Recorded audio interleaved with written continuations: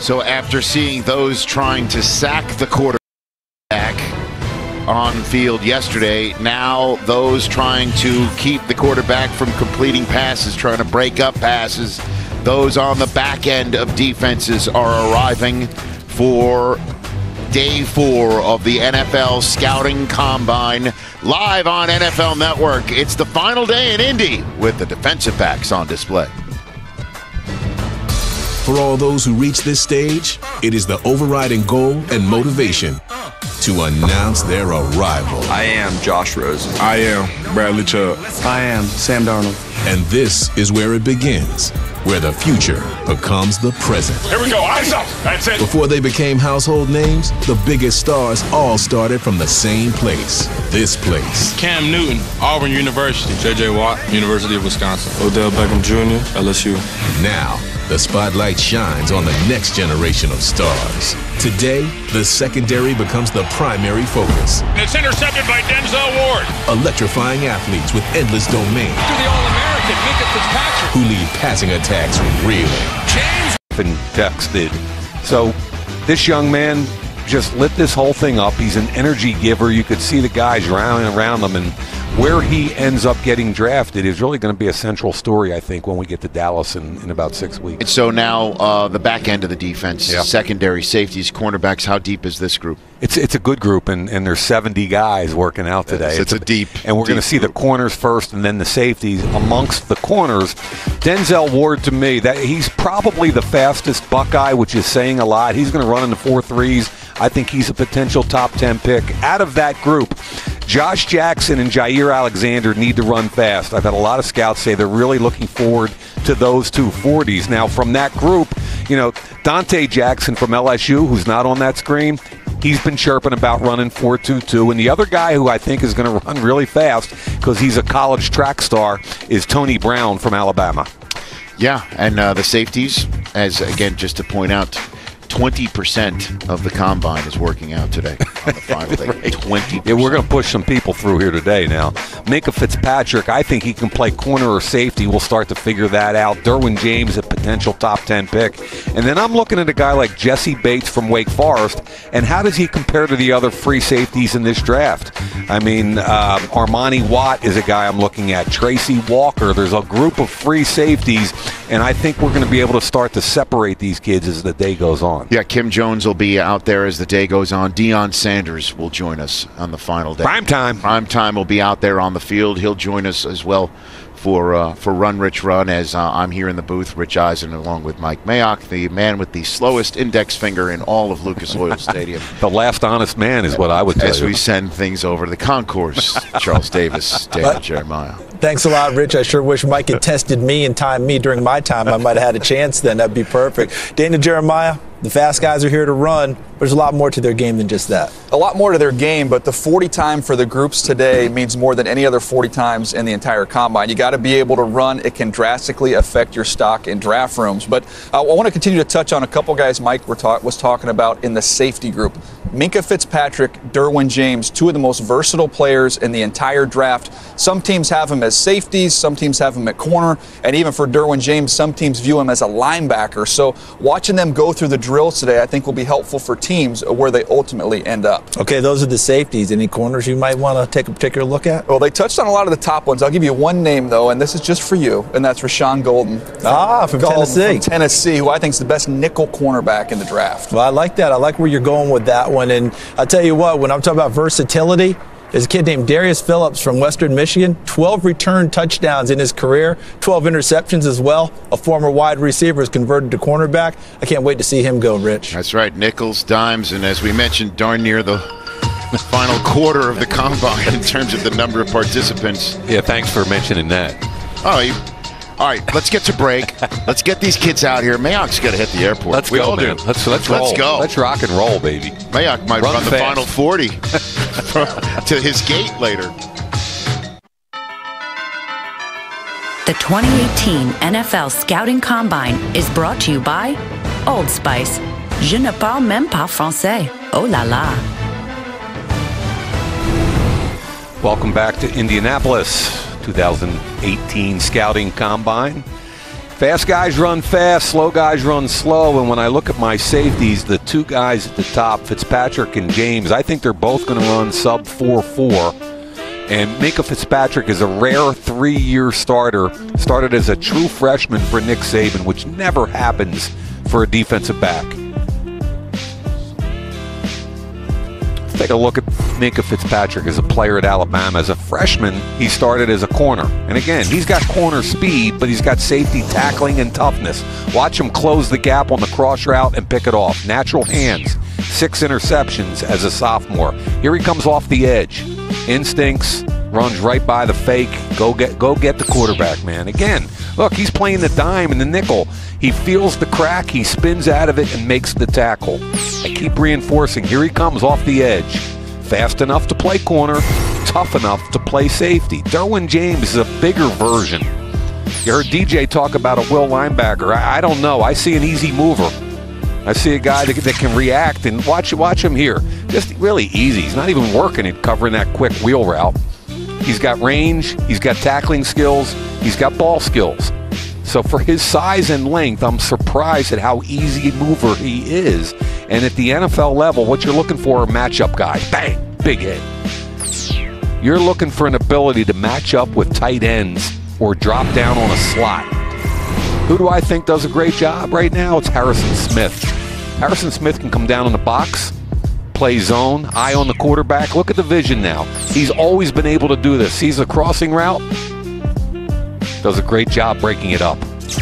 Harrison Smith, man coverage on a slot, picks it off. What are we talking about with both Fitzpatrick and James? The ability to cover man, play zone, and blitz. Looks a lot like the Minkah Fitzpatrick tape to me. He drops down. Uh-oh, here comes a big pulling guard. Sheriff, take him on, keep the outside arm and shoulder free, bench press him, and finish. That's an outstanding job by Harrison Smith. And there's our group. We got 70 of them today, folks. Fast guys run fast, slow guys run slow. It's only a story when the opposite happens. We'll be back.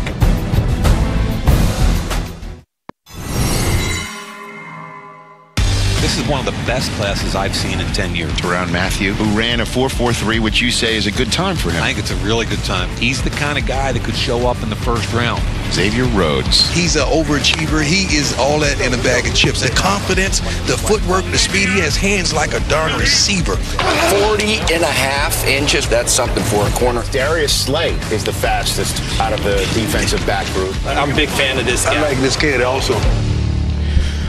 Okay, so that was just a handful of years ago, and now Tyrann Mathieu is expected to break a bank over the next couple of weeks, whether it's with Arizona or another team. Yep.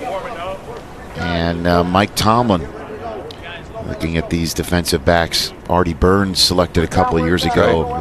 Sean Davis was a second-round pick recently. Well, right, and news out of Pittsburgh is that it looks like they're going to have to franchise tag Le'Veon Bell again and work on a long-term deal under that circumstance again. Right. Franchise tag deadline is tomorrow. New league year, free agency begins a week from Wednesday. So lots of going on other than just what we're seeing out here today. There's Jason Garrett. And a moment ago, we were looking at Mike Tomlin. You want to hear one of my favorite pro day stories? I would like to hear that. Sitting here waiting for the run. Yeah. I'm at a pro day and standing next to Mike Tomlin. And a kid tells the assembled scouts he's not going to do a vertical jump. Mm-hmm. And Mike Tomlin looked at him and said, why? He said, choice. And Mike Tomlin looked him right in the eye and said, son, I flew a hell of a long way to get here to watch you jump. And I ain't coming back when you choose to jump. So you either do it today or we're gone. Let me guess. Kid jumped 37 inches. Man, oh man. Great story. That's coaching, by the way. That's coaching. And he's great with the kids. I love being around Mike Tomlin. He's one of those, I call him energy givers. Mike Tomlin's one of those guys. All right, Jair Alexander of Louisville, the first 40 run today. What he runs is important. There's some questions about his long speed. That's an excellent time for Jair Alexander. That's the way we start the final day of the combine. Really good time for him. I watched him cover Stephen Ishmael from Syracuse. He's a good football player. Good ball. He's got really good ball skills. sees the ball in the air, competes, tackles. And you can say the same thing about this guy, Anthony Averett out of Alabama, who, by the way, Rich, was a high school track guy and has posted some good times in his high school career in the 100 meters.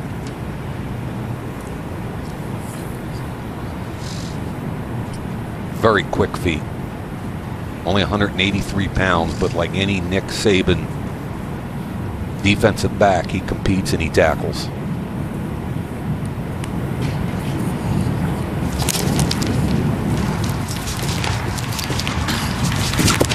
Go for a flat. Yeah, man. That's a good time. He ran a 10, 600 meters. He long jumped 25'2", and he actually was second in the long jump at the Penn Relays his senior year in high school. Now watch this guy. Speaking about track athletes, he competed at Alabama on the track team. He has two sisters, one of them named Beloved, who's on the LSU track team. Another named Sojourner is on the Rice track team. It's a family of track stars. Great special teams player for Alabama. It was hard for him to get on the field. When they went dime, he was on the field. But he's 6 feet, 199, and this kid can flat out run. Will be a great special teams player. Oh, I thought that was a good start. What were you doing there, Gorse? Yep. Oh, man. I wish they'd run that whole time, because that might have still been faster than my 40. And he walked the last 10. I can't believe he made it over to the 40-yard line. There's John Lynch. I like talking with John. Really smart guy, man. Great player, smart guy, and got his quarterback. Your feet together? No, you're good? Okay. Oh, damn, come on. Oh, man, I thought you clicked. Man. Sorry about that. I'm going to tell you right now, that was a great start, and Tony Brown knows it. Hey, Mike, the good news for Tony Brown, he gets to show off that tricep one more time. Dude can run, DJ. How about when he gets down in his stance? It's whoa. Yeah. He's rocked up. Yep. Okay. As you know, we're live here on NFL Network. And that was a lively conversation interchange between Tony Brown and Mark Gorsick. A lot of emotion on the line here. Hey, Tony Brown's a track athlete. He knows he nailed that start. Right. That's why he's upset. Let's see, he can do it again. He did. He's gone. He's got a 4.37. There's no doubt he was going in the 4.3s. Hey, guys, that was the exact same start that got whistled back. There was no way Gorsuch was whistling it a second time. CD, I thought the same thing. There's no way that he was going to do that a second time. Should not have done it the first time. Correct. Hey, look, we've been doing this for years, and Mark has got the kid's best interest in heart. We all know. Oh, he does. No, I know. He absolutely. You never know does. who's tuning in for the first time, and I don't recall that ever happening. Actually, Gorse is great. He's outstanding. I probably had 10 text messages from other scouts that think he's getting too much airtime. Well, that's the way scouts are, right? Andre Chausseret of San Jose State. Christian Campbell from Penn State not running. I was looking forward to watching him run. This kid's dad, Dirk, played 7 years in arena football. And I'm going to tell you right now, if you can play 7 years of arena football, you're a tough guy. Goes 4.61. Yep. Carlton Davis of Auburn. A lot of talk that Saquon Barkley's now at the top of the list there in Cleveland. That the last #1 overall running back was from Penn State too. Mm-hmm. Went to the state of Ohio as well. Yeah. Didn't work. Worked well. Saquon Barkley, you know, I've said it since before we've been here. The two best players I've seen on tape are Saquon Barkley and Quentin Nelson.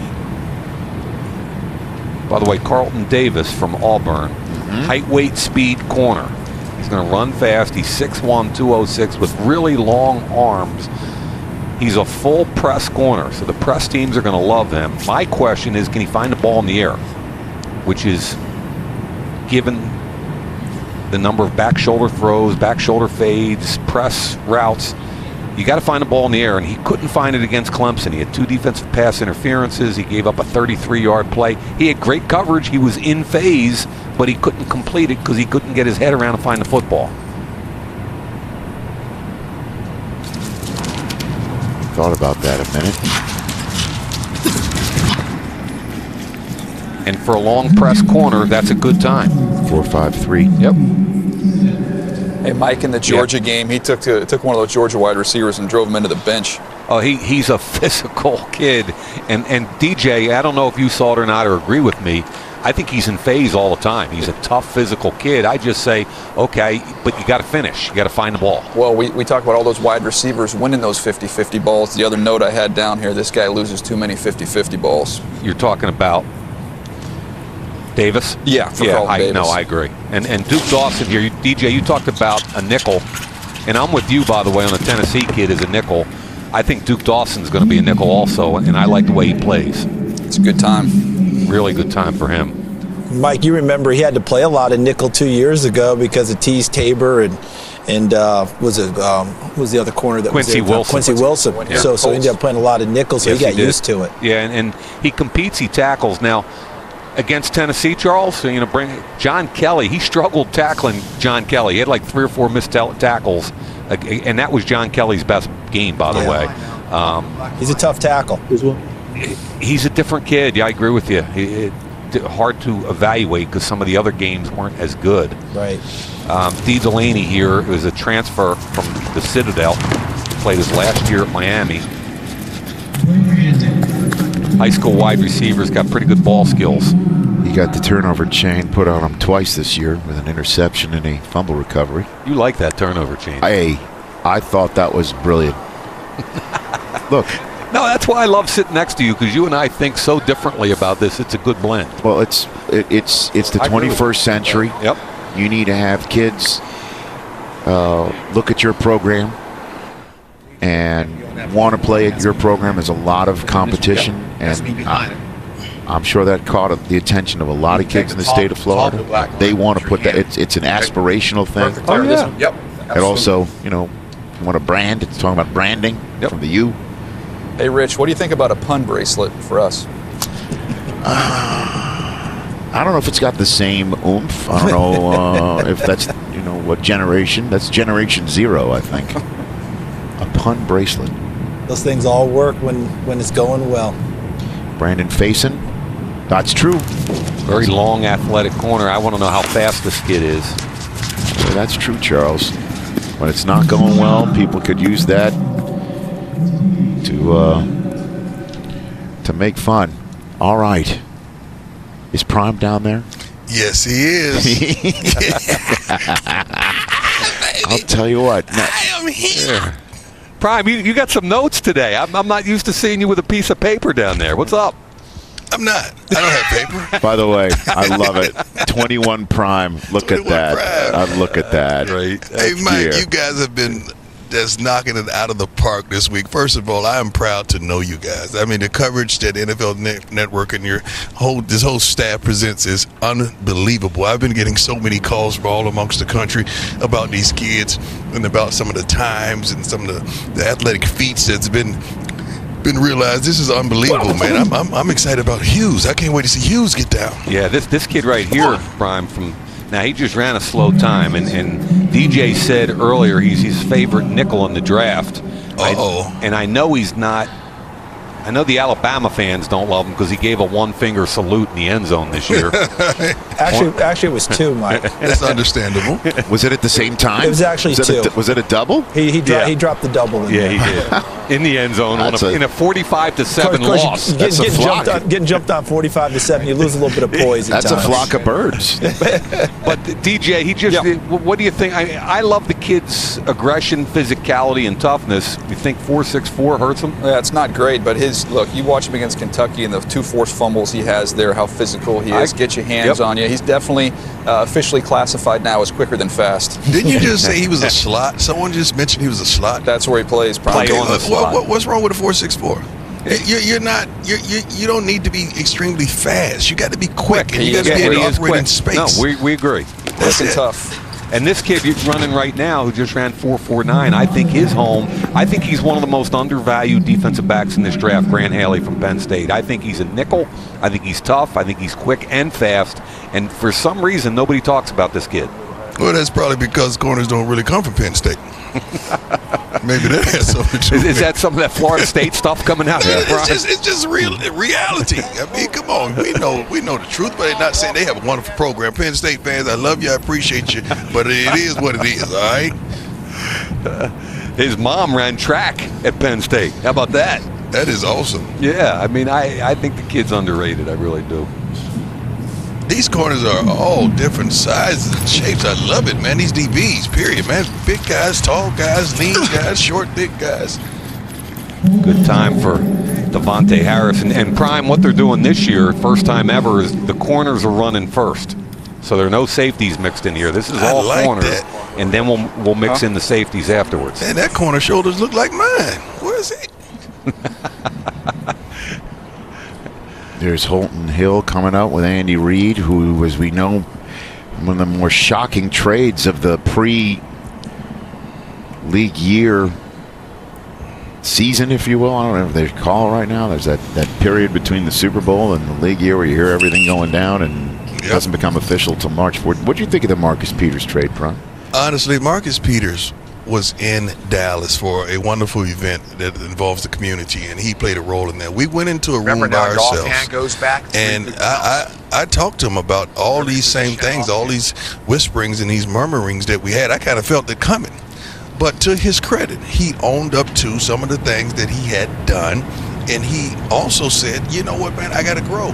I got to mature, and I am going to do that. And I don't think he was shocked. I really thought he wanted and desired to be somewhere that he's more comfortable. Prime, the young man behind you getting ready to run from Holton Hills had some off-the-field issues. He got suspended, didn't play the final 3 games. All 3 of his years at Texas, there were some concerns. You know, he's a big, good-looking kid, man, and he can run. Ran 4.5 flat there. He's a good football player that people are questioning about all the off-the-field stuff. And that's when you sit down with these guys. That's why they do a wonderful job. Sit down with these guys and ask the real questions. What happened, man? And guys, if you messed up, just say it. Don't sugarcoat it. Don't pretend. Don't play make-believe. They know when you're lying. They've done their homework. They just want you to tell the truth. So just own up to it.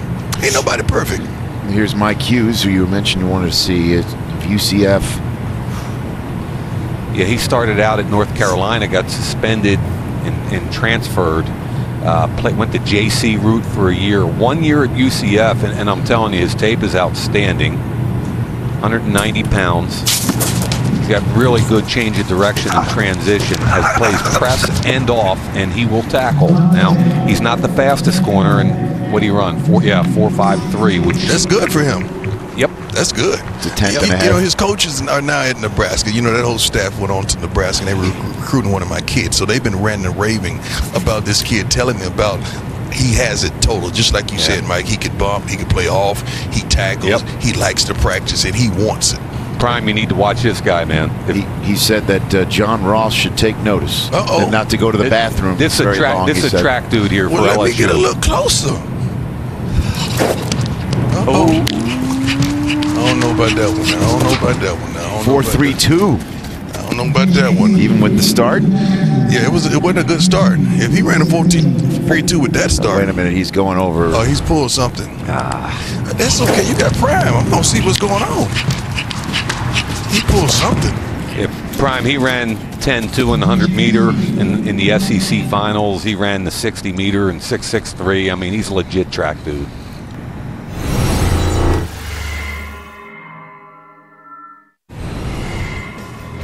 All right, what you missed while we were at commercial break. Teron Johnson of Weber State, 4.51. Good time for him.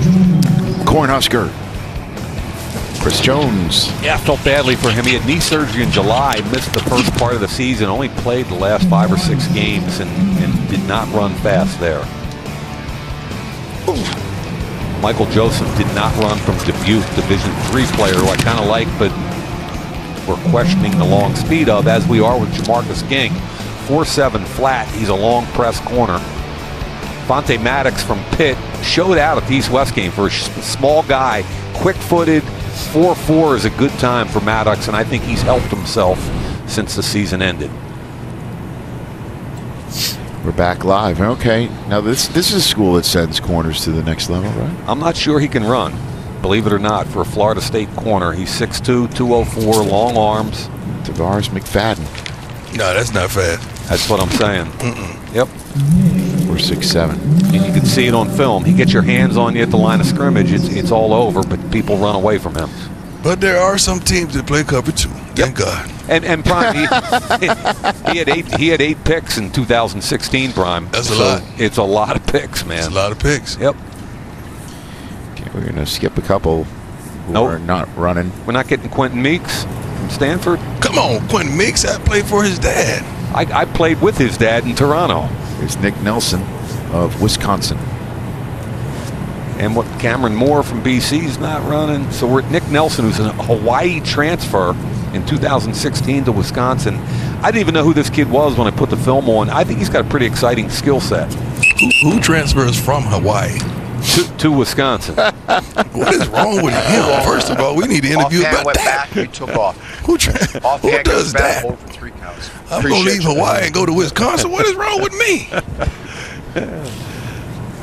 He plays inside and out. I think he's a confident kid. I watch him compete and find the ball. My only question is, he had in his career, he had 41 passes broken up and 0 interceptions.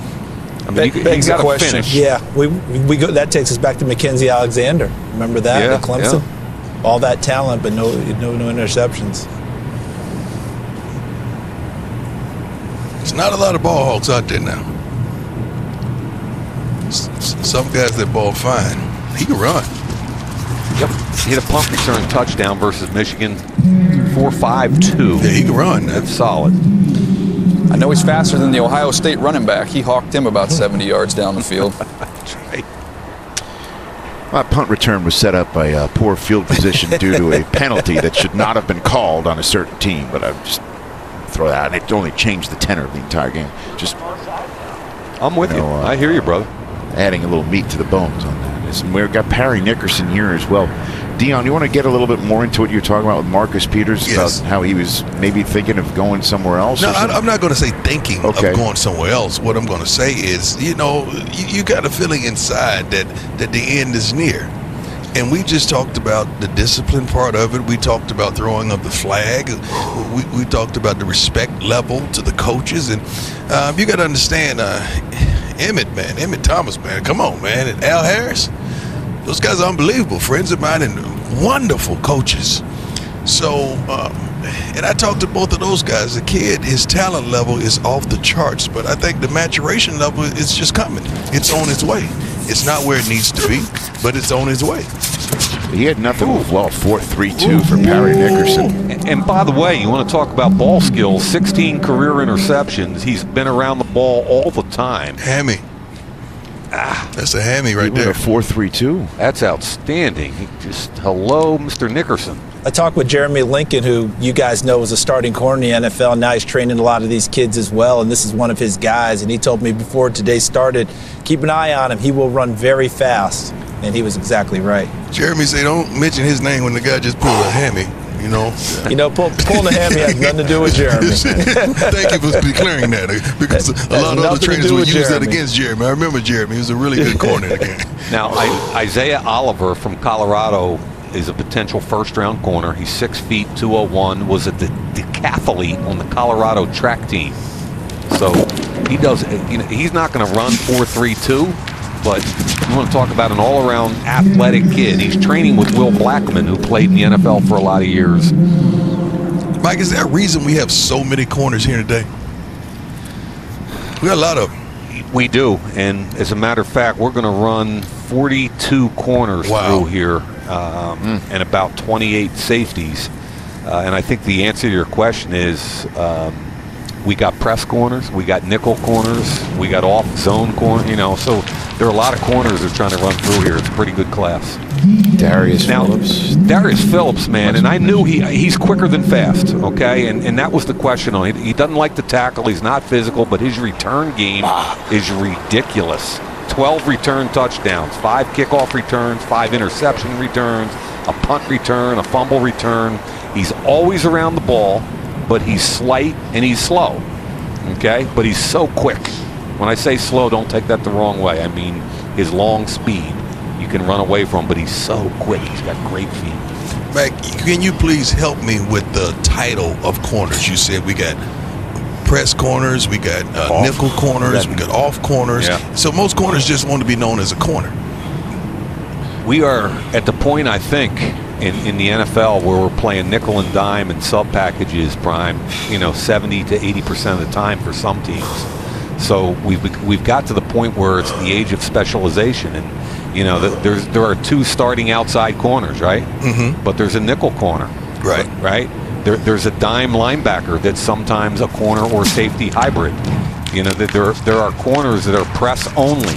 There are corners that are off only, and you can watch their movement skills. And obviously, you could do anything, okay? And this kid Minkah Fitzpatrick from Alabama, he's the only guy here who could play all 6 of those. He's positions. a total package. He could play all 6 of those positions, but that's rare. So in this age of specialization, I think teams are looking and say, I want a press corner or I want an off corner. Some of the teams say, I need a guy who can play both, or I need a nickel, because let's face it, a nickel's a starting player now, right? Right. He's playing 70, 80% of the snaps. That was DJ Reed at 4.51. Now here's MJ Stewart, Kansas State to North Carolina Tar Heel.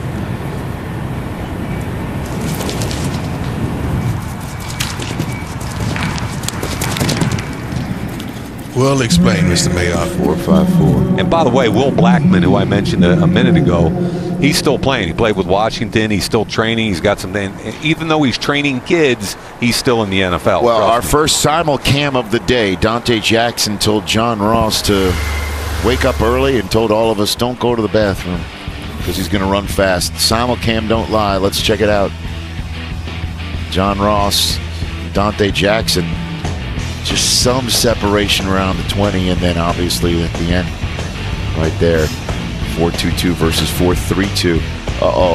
The commissioner. I told you not to play with this guy, Rich. Oh my gosh. Oh Lord. I heard you call me out. It's on. Commissioner Goodell is an athlete, man. Headed down to the 5th floor to run my 40. I told you, oily hips and sneaky fast. That's the word on the commissioner.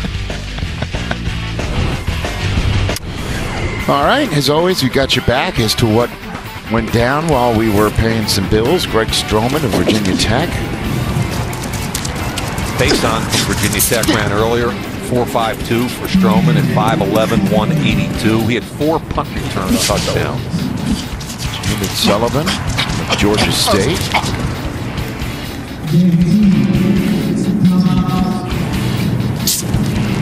Jordan Thomas, Oklahoma. Not a good time, especially when you combine it with 4 reps at 2 1/4. Prime has specific thoughts on weight and reps for defensive backs. Yeah, that's with the caveat as long as you run fast. It's Tolliver of Arkansas. Andre Wade, Murray State.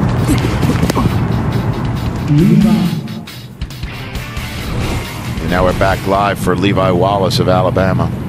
A great story he is. Walked on at Alabama. How many walk-ons end up starting on a national championship team in Alabama? His dad, Walter, was born in Tuscaloosa, convinced Levi to walk on. Walter passed away after a long battle with the ALS in the spring of 14, so he never got to see Levi play and start in an Alabama uniform. But I'm telling you, the kid hung in there, walked on, was a backup for several years, and then this year, 2017, started for the national championship team. He had 48 tackles, 3 picks. It's a great story. It sure is. Not many walk-ons get to the combine, you know? Nope. So, nope. Okay. Heck of an achievement already, and obviously a bright future. Here's Denzel Ward, Mike Mayock's #1 available cornerback in this year's draft. Mike, we may defer on this one. We may what? We may defer on this one. Okay. Who do you like? Liking that grown man from Central Florida, man. He's a good player. I'm not gonna argue. He's in my top 5. I'm not arguing with Mike Hughes. This kid's, I was just about to say, he's going to run low 4.3s. He's also a track guy. My only concern whatsoever with this kid, he tackles, he's quick, he's fast, he's got ball skills, he finds it in the air. My only question with him, you can look at him and see how slight he is. He's only 183 pounds, and you get nervous about that. Bring it back. Whoa. But you can see he's going to elevate at the vert a little later. But, you know, the weight don't bother me because you can put on 5-10 pounds like it ain't nothing. You usually gain that at least 5-7 a year. That doesn't bother me long as the other intangibles are there. And then here's Boston College's Isaac Yiadom. Now, I thought he was going to run faster. 4.53 at his size is pretty good. But that's awesome. Yeah, I was told by some of my BC guys that he'd go in the low 4.4s. When we first started doing this, I'm just off the top of my head, I might be inaccurate, but 42 defensive backs might have been the entire total of defensive backs at the combine. Yeah. Right. We'd be at the airport right now. But doesn't that have something to say about the game? That's just Group 10 here, right? Yep. But the game has advanced to that way. I mean, it's a specialized game. Yep. Pass first league. No doubt. This is my only problem. That's why I wanted you to break down what's needed and the titles of these defensive backs, because a lot of teams grab a young guy right out of college and you throw him in the slot, and guess what? Sitting in the slot waiting for him. Edelman, the Antonio Browns. Right. And people don't understand. They say, oh, we'll just make you a slot. You can't do that. The slot's a two-way go. The slot is hard, and the slot is the guy that's got to win when blitz is coming. So Tom Brady's looking at his slot going, win fast. And they catch the most balls. Exactly right. Alexander with the nice run there. The point. Why not? He sliced 5/100ths of a second off of his 40. He only had 20 starts at Louisville with some injuries and stuff, but he had 7 interceptions and 15 passes broken up. I like Alexander a lot. But just to put it all in perspective, that 4.38 that he's very pleased with in the defensive back group, that's what Shaquem Griffin ran last year. At 227. 4.38. Oh, man. Here's Averett. You know, Prime just brought up slots, and Averett is a guy from Alabama. If you play for Nick Saban, you tackle, you're physical, you understand the game, and those numbers are good enough to play outside. 4.4 and 4.36, outstanding numbers, but he's tough enough and quick enough to play in the slot. Mike, I thought when he ran into trouble outside was obviously with size. Mike Williams in the national championship game 2 years ago with Clemson, every time they needed a play, that's where they went. So the games that I've seen him struggle, it's been with that outside. That could be mitigated some if he moves inside to the slot. 4.37 for Tony Brown the first time, and I thought he was going to go lower. That's great. That's a great run. Yeah, I think he was disappointed, Brian. Another track guy. He ran for the Alabama track team.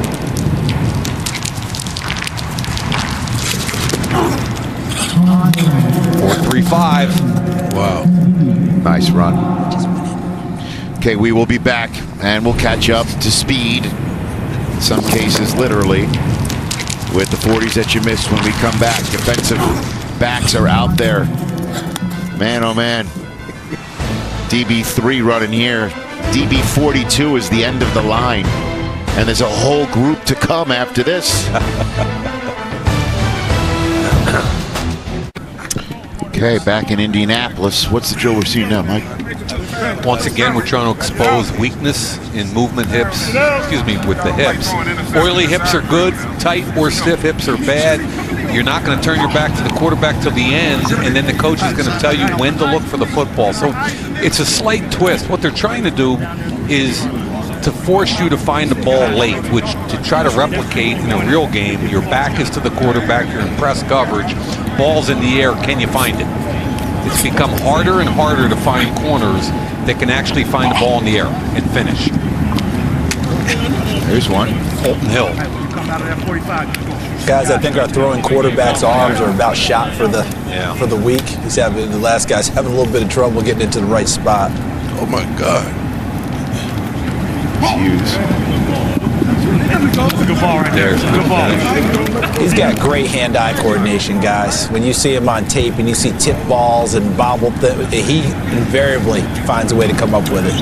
And don't forget his kick return game. He beat USF with the kick return late. Hey, he had 3 punt return touchdowns for his junior college in 16, and then came back this year with UCF, as you just said, with 2 kick return touchdowns and a punt return touchdown. Just think him and MJ Stewart could have been the starting corners at North Carolina. Yeah, exactly right. What are you thinking out there, Prime? Finding this ball in the dome is not easy because you're looking up and to see that ball in the track, that's tough. And a lot of these kids, the ball skills, even finding the ball, getting to the spot is unbelievable. And it's tough for some corners that are not used to. Especially you got to stay low. He's high. Now you're going to try to find him. Yeah, he's a high-cut corner. Hey, gentlemen, But I'll bet you he finishes. Come out of this 45. You and I have had this conversation before. You can tell guys with natural hands, and he's just got it. You can tell. Yep. Well, he also played a Big Ten championship game in this building a couple of years ago. He was a 1-year starter, though. Yeah. There you go. So few of these guys pedal anymore, too, so this is all new. Yeah, there's a lot of side bend. Go get it. Highest point, gentlemen. Heard that high point, gentlemen. They want that thing high pointed. Finish it, Teron. Finish it. All right, finish it. There you go.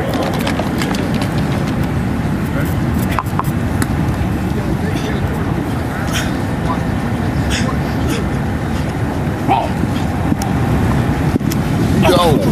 Time is jump. Correct. Here's Division III, Michael Joseph from Dubuque. Go catch it, Michael. Go get it. I thought he had pretty good ball skills. Yeah, that was good. Something he'll show at his pro day, no doubt. I might be there. You're not going to be there. Dante Maddox.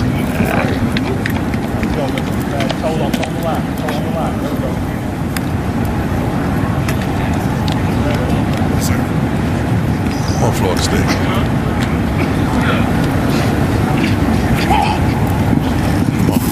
Come on. Oh. Finish it. Basket catch. It's like a center fielder, Prime. Yeah, it would have been hard to high point that one with the trajectory of the ball. Quentin Meeks. Okay, Quentin. Oh, this time it's jump. Yeah. He also has good ball skills. Arms. Here's the moment of truth for Nick Nelson. High ball there. Easy. That's easy. Double kick. What do you mean by arms, Prime? Obviously, when those arms start spreading out and they start getting wide, you're trying to get your balance, and you're kind of off balance then. And you want to see those guys keep those arms tight and concise to their bodies. That was nice by Isaiah Oliver. Yeah. Sort of like a receiver. When you see a receiver run routes at you, if you're a corner and you see their arms come up or flaring out, they're getting ready to stop. They're getting ready to slow down.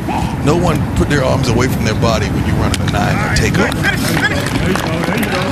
You're doing that trying to regain balance. I thought MJ Stewart had a good Senior Bowl week, DJU. Yeah, no, absolutely. He's a good player on tape. He is a good player. Not always the prettiest, but he competes, he's tough, he tackles, finds the ball. I want to come to that, man. It's always a bad timing when I have a lot of responsibility. I love the Senior Bowl, man. Senior Bowl's a great week, man. I want to actually coach it. I want to get out there with the corners and do my thing. Prime, as fun as it is to watch these guys work out, there's nothing better than one-on-ones down there in Mobile. Love it. You know, it's like that. We have a Prime 21 camp with the top 21 corners and receivers in the country, you know, high school freshmen and sophomores. And a lot of these guys that's here today have been to my camp. That's why I know them from. And a lot of these college guys, Fitzpatrick's, Darren James, all these guys have been there to work at my camp. So I get to know these guys, and it's really competitive when it's time for you teach, instruct. Now it's time for the one-on-ones and the 7-on-7s. That's pretty cool.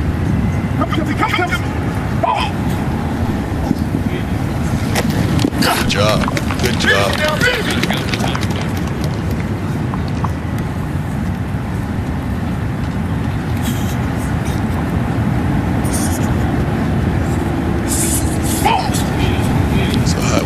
That is high.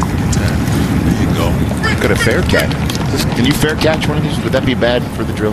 Check. Raise your hand. Watch this guy, Prime. Oh, no, he's been to my camp.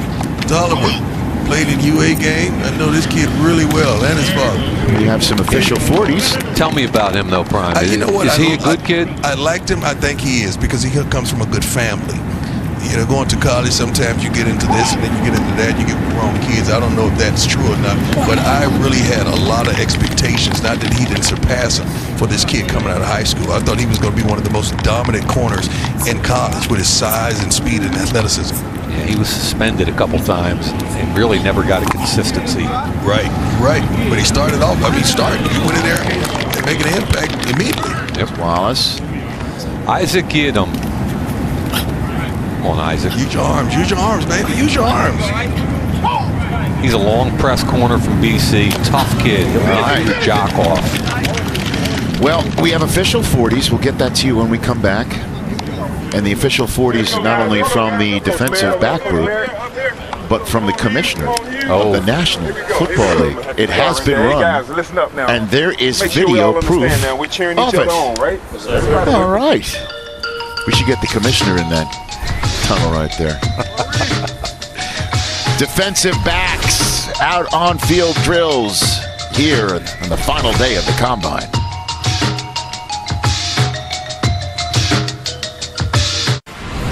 All right, so moments ago, Samantha Rappaport, who works in the football operations at 345 Park Avenue, shot that video. That's Brian McCarthy timing on his phone. The commissioner running a 5-4-1 in his suit in the hallways of the 5th floor of the NFL offices today.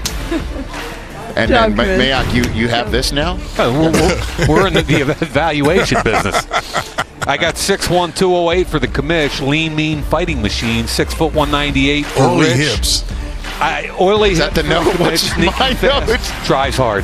Tries hard. Rich, Hey, you're only 48. Yeah, you can't teach hard. Dang, Rich. What, you thought I was older? You don't look a day over 60. Yeah. I don't know, Rich. I don't know what I thought.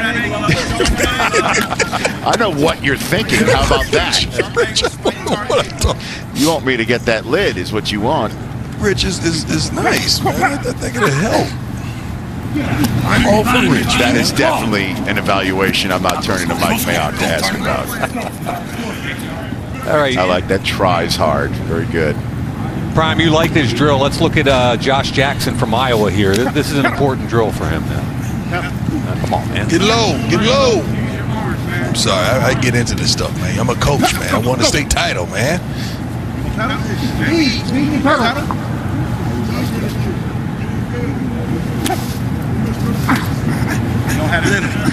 the hips. Find it. That's what he can do. That's what he does better than anything is find it. See, a lot of people think this is like a double move drill, but oftentimes it's like a scramble drill. You guard your man on a dig route, and quarterback breaks out of the scramble, and the receiver turns off field, and you got to be able to flip those hips and go. Yep. A lot of big plays happen in the NFL off broken plays. Big plays happen off broken plays. We talk about quarterbacks extending plays all the time, and what it does is put pressure on the back end. Cover a guy for 2, 3, 4 seconds, and all of a sudden he's gone. Yeah, amen. Put in the dirt now. Let's go. Drop the hips. Let's go. Turn around, hit around, find it. Nice. That was nice. All right, Michael Joseph from Dubuque. Go.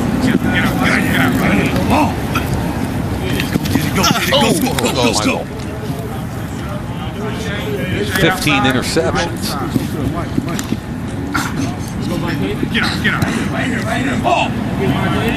Maddox has quick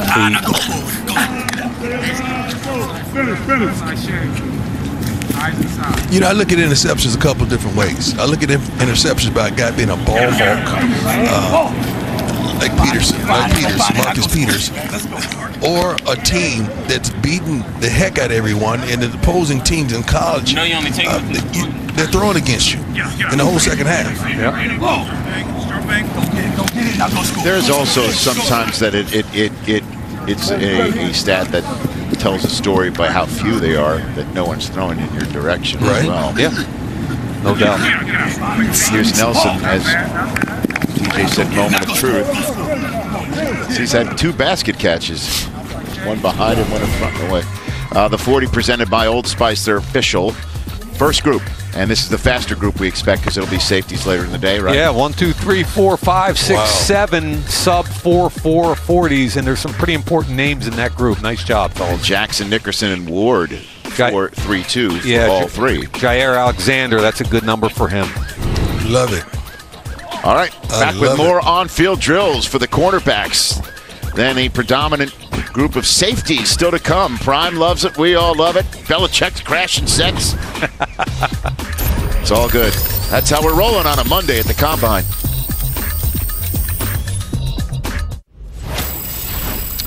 All right, welcome back. On-field drills. Man, there's 40-some-odd plus to go today. I'm getting a little nervous. I mean, I'm not going to lie. Yeah, your flight's a little dicey. Because there's about there's about 30 more to go after this. The safeties. I know. Or predominantly. 28, I think. Speed. Break. Full speed in that pedal. Don't guess. These guys speed are in the tired. pedal. 25, right in the middle. Either foot up. Tony Brown. Speed in that pedal. Sit. Go. Speed. Don't guess. Full speed pedal. I think I've seen more guys get stopped in these drills than I've ever seen. Go. Which is not a good thing. Speed in the pedal. Nice job there, right? Hey, this kid here got some juice, doesn't he? has been balling today, and he's feeling. When you start pulling your shirt up, letting us see the abs, that means you feeling it. 25. Here you go. Go. Hey, we've been watching all week, and the coverage has been unbelievable. And my son, who's a quarterback, my youngest son, he said, "Daddy, why did this guy has the baggy shirts on?" I said, "Son, he's not proud of his body." You know what? I did notice some of that yesterday on some of the linemen. He's not proud of his body. I wasn't really going to point it out.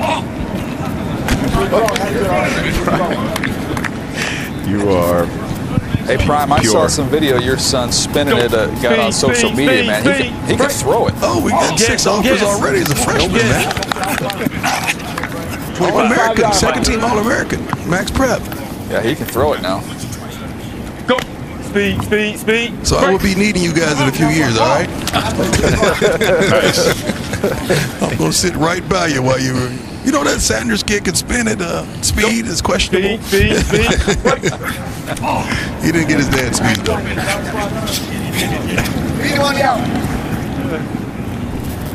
What part of his dad did he get? Speed. Intellect. And then he's a marketer. Don't guess. And a leader. Speed in that pedal. He led us to a state championship. My second oldest son, he's coming back to play for me this year. So he's a cornerback too. Play baseball at all, Prime? Yeah, both of them play baseball. We had our first game a couple days ago, matter of fact. Saturday, we had our first game. Speed. Break.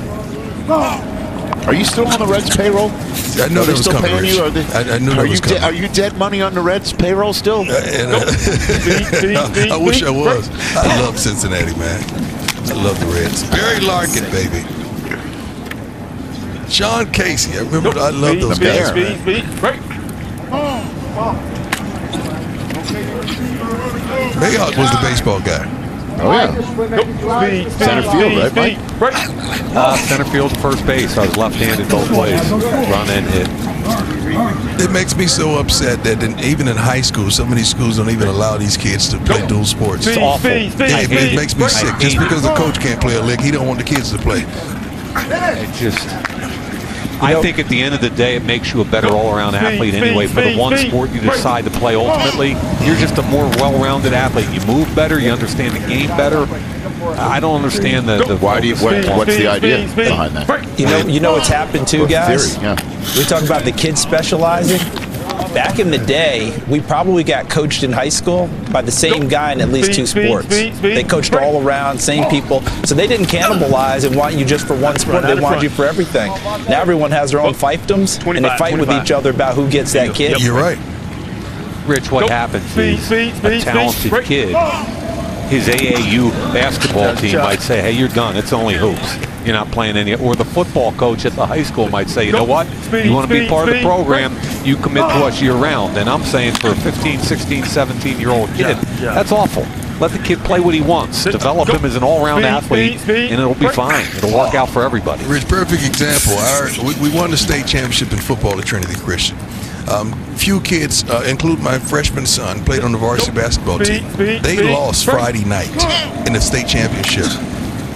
2 of my kids that play football for me as well as basketball started on the baseball team on Saturday morning. Right. That's the way it used to be. It's just the way it used to be. The way it should be. And that's the way it's going to be. I remember the day after football season, you couldn't wait to get to basketball practice at 7 a.m. the next morning. You're like, wow, this, and then baseball when basketball ended. Exactly. You turned in your gear from one locker and got another one. And by the way, Dion, the day Mike got drafted, if I'm not mistaken, weren't you playing a doubleheader that day, Mike? Yeah, we had baseball. I went 4 for 4 at Harvard that afternoon. I was so pumped up. Wow. Harvard, that's saying a lot now. That ain't saying much, I know. But no, that's saying a lot. Harvard, they can spin it too. It wasn't a math contest, Dion. It was a baseball game. Well, they can spin it at Harvard. Seeing that video we just showed of Marcus Peters against the Jets, I think he went 4 for 4 against Harvard on that day too. Well done. Well played, son. Well done. They throw real footballs out there, partner. Come on, JT. It's been a tough one for Jordan Thomas. Yeah, it has. It's been a bad week. Come on. Man, everybody's just, there seems like a lack of urgency. It seems like they've gotten tired because you know what? There's no leaders, man, out there. There's no one out there saying, come on, guys, let's go. Let's get this thing right. They're just going through the motions. Huh. It's interesting. Normally there is somebody, right? And somebody that's taking control. Speed, break. Look out. What's that? Say it again. I hope this is the last drill for them. You just got to stay in the pedal, yep. Could be 5, could be 4. They need to cancel that. Go. Speed, break. Apparently Gauntlet is after that, and then they're done. And then more 40s of the last group, and then all those on-field drills. Speed, Mike, we better look at standby. Eyes.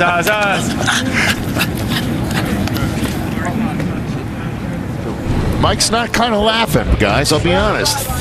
He's doing the math in his head right now. Not liking it. Oh, gosh, yeah. Free agency frenzy begins March 12th, a week from today, with the new league year coming up on the 14th. Path to the draft kicks off 2 weeks from today, and then, of course, it all culminates in the Jones Mahal last Thursday in April.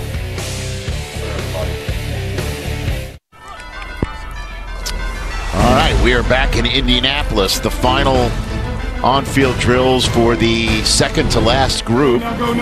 Going through it right now. It's the Gauntlet. It's interesting, Prime. Another Sanders, Emmanuel, tweeted at us on Saturday that he likes this drill, that it shows quite a bit. What does it show to you? Prime's out there. You don't sound like score. I'm with Emmanuel Sanders. That's how to finish good. I believe in this drill just because the ball gets on top of you. And again, if you've been around sports your whole life, you can tell if a guy has natural hands or not. It's not hard. You get 4 or 5 footballs thrown, they're on top of you. Don't let it into your body. Get your hands out in front of you, catch the ball.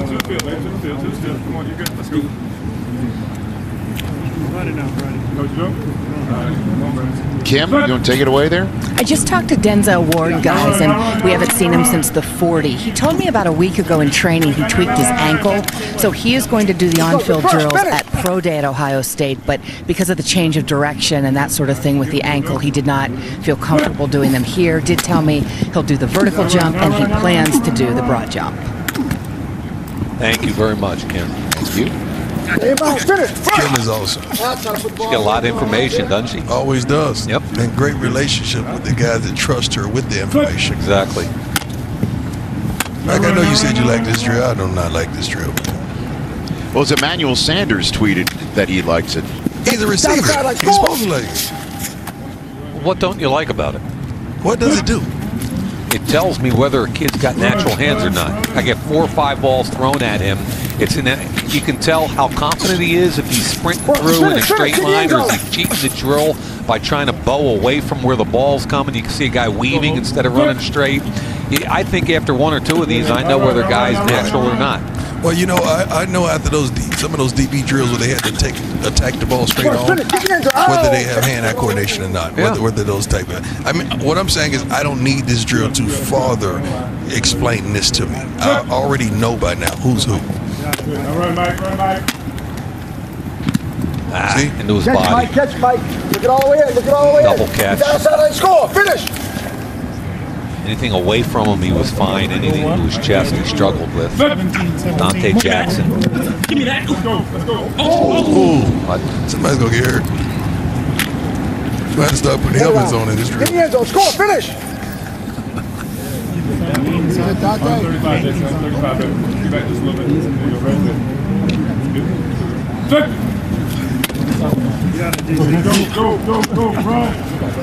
J.C. Jackson, right down the line. That was pretty good right there. Good rep for J.C. Jackson. Here's Josh. This drill has a lot to do with your flight right here, man. I'm just letting you know. The thought has crossed my mind. Well, the image of something being caught and then thrown away might be Mike's boarding pass as well. See, here's what Emmanuel said. Shows that you have confident hands, balance, speed through catch. Thing to watch, though, is if the receiver's coming downhill at catch or are they fading away as the ball arrives. Should catch every ball below the line. Key word in that paragraph is the receiver. He's a receiver. Back with the defensive backs. Keyword, defensive backs. When we come back.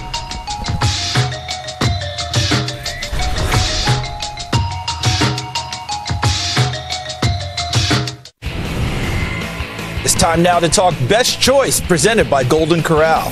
For me, it's Jaire Alexander from Louisville. DB1 had a phenomenal day, 4.38 in the 40, and I thought in the field workout, he separated himself from everybody else in the entire group today. Yeah, he may be DB1 listed here, but that DB1 could be for real in the NFL. He's had, I think you said on air earlier, he had a top 15 workout. Oh, no question. And how about some of the things that we didn't see on air today, but did happen with these guys preparing for this? Dante Jackson from LSU, their corner. He ran fast. He didn't quite get to the top of the list, but he ran plenty fast today with a, low 4.3? Yep, well, he would subscribe to Deion Sanders' theory. You don't take a wide receiver and throw him across your chest and bench press him. Here's Carlton Davis from Auburn. Yeah, that's a good number. It's not going to affect your grade with what you do on the bench, but shows you the guy's been working. And Carlton Davis, that's a big part of his game, being able to snatch up receivers. How about Denzel Ward? Yeah, Denzel Ward ran fast, did a nice job on the bench. Didn't go through the field workout, though. He'll save that for the pro day. Josh Jackson came in with 8 interceptions off the previous year, highly regarded, 18 reps on the bench press, so you know he spent time in the weight room. No question.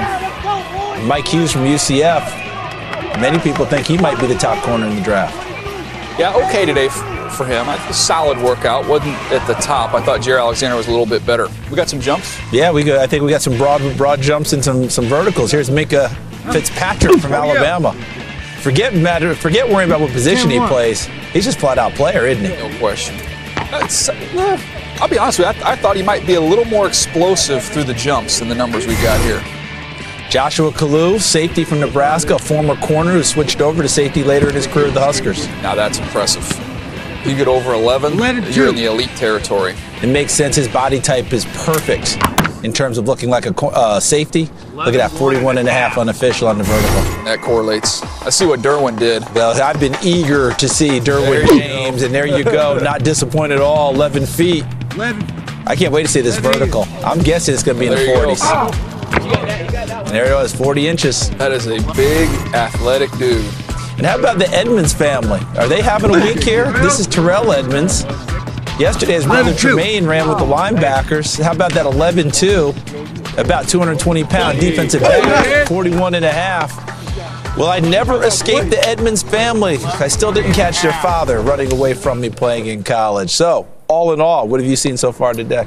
Well, it was a big group that we just saw. It was a good group. I was a little disappointed. Some guys you didn't get to see them run. Other guys didn't go through the workout. But I thought one of the winners we haven't talked about, Isaiah Oliver from Colorado, ran fast enough for a big corner and had a solid field workout.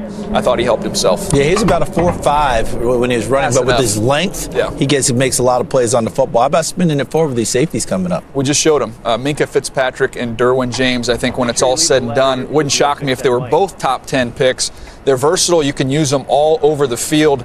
I think Derwin James might blow us away with the 40 today, and I keep an eye on Minkah Fitzpatrick. I expect him to be outstanding through the field workout. Well, we've enjoyed watching these guys. We've been enjoying the Combine all week long, but we've got the real Combine coming up, and it's the Baby Combine that'll be taking place tomorrow on NFL Network.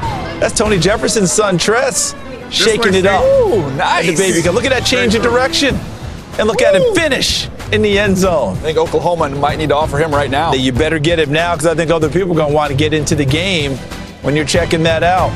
Look at that change of direction right there. Look at that, but look at him. What did Mike say about the commish? Had the oily hips. Tress Jefferson's got some speed, too. Welcome back to the Scouting Combine here in Indianapolis. It is day 4. I am Kim Jones. You know, during the cornerback drills, I was kind of canvassing the suites for some opinions. Lots of love for the corners, especially their speed, and lots of curiosity about the safeties, especially Minkah Fitzpatrick. Now, not curious about his talent level or ability, but GMs and other decision makers, coaches really love his versatility. They're anxious to see his workout today. In December, I was in Buffalo covering the Bills one day, and Sean McDermott ended up mentioning that he loves defensive backs who have a baseball background. Well, he had 2 really good safeties in Micah Hyde and Jordan Poyer this year, both of whom played baseball at a pretty high level. There is a safety in this draft. We'll see him this afternoon. Jesse Bates out of Wake Forest. He did play baseball at a high level in high school. I asked him about it earlier this week, and Bates was telling me there was a point where he thought, I think I'm going to just concentrate on football. I'm going to give up baseball. Mom said no. He had to stay in both sports. He said he thanks his mom because he does believe that baseball background helps him track the ball as a safety. Sean McDermott very much subscribes to that idea. Micah Hyde and Jordan Poyer in Buffalo both had 5 interceptions this season. Jesse Bates 5 interceptions at Wake Forest as well. When we come back, the Scouting Combine rolls along. Day 4 of 4 here in Indy. We'll see the safeties. They'll be running the 40 coming up next, right here on NFL Network.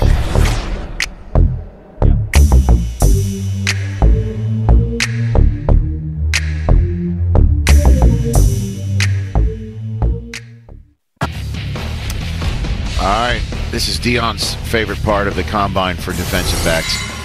Weight and reps. There you go. Go get another one. Minkah Fitzpatrick That's you. Go get another one. at 204 pounds, That's you. Go get another one. 14 reps. What is it possibly indicated by this? Again, just work ethic and Yeah, absolutely. Have you spent some time in the weight room in your 3, 4, or 5 years in college? Justin Reed from Stanford, 16 reps. when Dion rejoins us out on the field, I will make him repeat my favorite line of every combine. Yeah, Jerry Rice has never laid across my hands like that. I love that. You never had to lift Jerry Rice Michael across Irvin your has chest. never allowed me to bench him like that. Hey, Derwin James, 21 reps. Florida State. There you go. We're back, baby. We're back. The Taggart era has begun. Yeah, that's right. Okay. I'm doing a mock draft for you, Rich, while we're sitting out here. You are? Yeah, I'm starting to build kind of a 2-layer mock draft for the first 6 picks because you love this kind of stuff. Well, I want to see that. It's not just I love this kind of stuff. It's a conversation starter. Certainly when we're having a conversation like we have with like live microphones in front of us of an NFL event, and like you said, if Minkah Fitzpatrick is a top 10 pick, who would want? How would it all slot down? He has to be a top 10 pick. Well, I don't know. It depends how many quarterbacks are taken. It And then you don't take matter. If you pass up that guy, that quarterbacks is you rolling dice. Let's just do it this way, Prom. Fitzpatrick is not dice. Hold on a second. you need a quarterback. You got to take one if you're that high up. Not really. And then there's Saquon, and then there's Quentin Nelson, and then there's Bradley Chubb. I just named you essentially 6, if not 7 people, potentially. Name one of them that can't miss. Saquon. Would you deny that? Saquon Barkley He can't has miss? all the tools and intangibles. One thing about a running back, they need help. Of course. No, I know that. What I'm saying, Fitzpatrick and a guy like Derwin James, they don't need nobody to be successful. They're going to be successful no matter what situation you place them in. Here's Troy Apke. Oh, man, he can run. Why are you surprised, Dan? Oh, you know why I'm surprised? I can't say it on TV, but he can run. He was a track guy. Right. He was a track guy. But you're saying it with You don't see that much. You're saying it in tone. Let's call it what it is. I like that, He man. just ran 4.35. Hey, man, let me go hug him. At 215 pounds. I'm going to hug him. Hey, man, that was good, man. You can run. Excuse me, 200 pounds. I try. How are you, man? Good job. How to say your last name? Apke? Hey, his mom ran track at Pitt. He was a 100-meter guy, like a 10.75, 10.800 meter guy in high school. I tell you what, he has set the stage today for the. That's the way you set the stage. Remember, offhand, hold it. He was the counts. MVP of the NFLPA All-Star game last month. Wow. He had an interception, a forced fumble, and 7 tackles. I got on my notes here. Runs extremely well, moves well, a little high in his pedal, but can open his hips and go. And see, this is what the combine does. It causes you to go back and turn on the film and say, let me look at this guy. Yeah. He was a special teams guy, only a 1-year starter at Penn State. Wow. Penn State's football team be a heck of a track team. I'm telling you, they have been showing out this weekend. Yeah, no doubt. Exactly. Wow. DJ. This is my dude, This Mike. is our guy right here, buddy. I've never been so nervous. Come on, Jesse Bates. That's good time for him. Yeah, he's a good player, man. 4.51. 5'1", nice. He's a more of a free safety. He can drop down and cover slots. DJ, you and I watched the Louisville tape and watched him run the alley against Lamar Jackson. It was kind of fun to watch him tackle. Yeah, he does not. There's no hesitation in his transition, man. He goes. He sees it. He cuts it loose. Yeah, he trusts it. And the That's good baseball time. background that Kim was talking about is evident. I mean, they try and sneak a quarterback back there and just punt it, quick punt, and he wheels around and catches the thing and returns it. I love to hear that a DB has played baseball. Yeah, Why? Because they can track the ball. Exactly.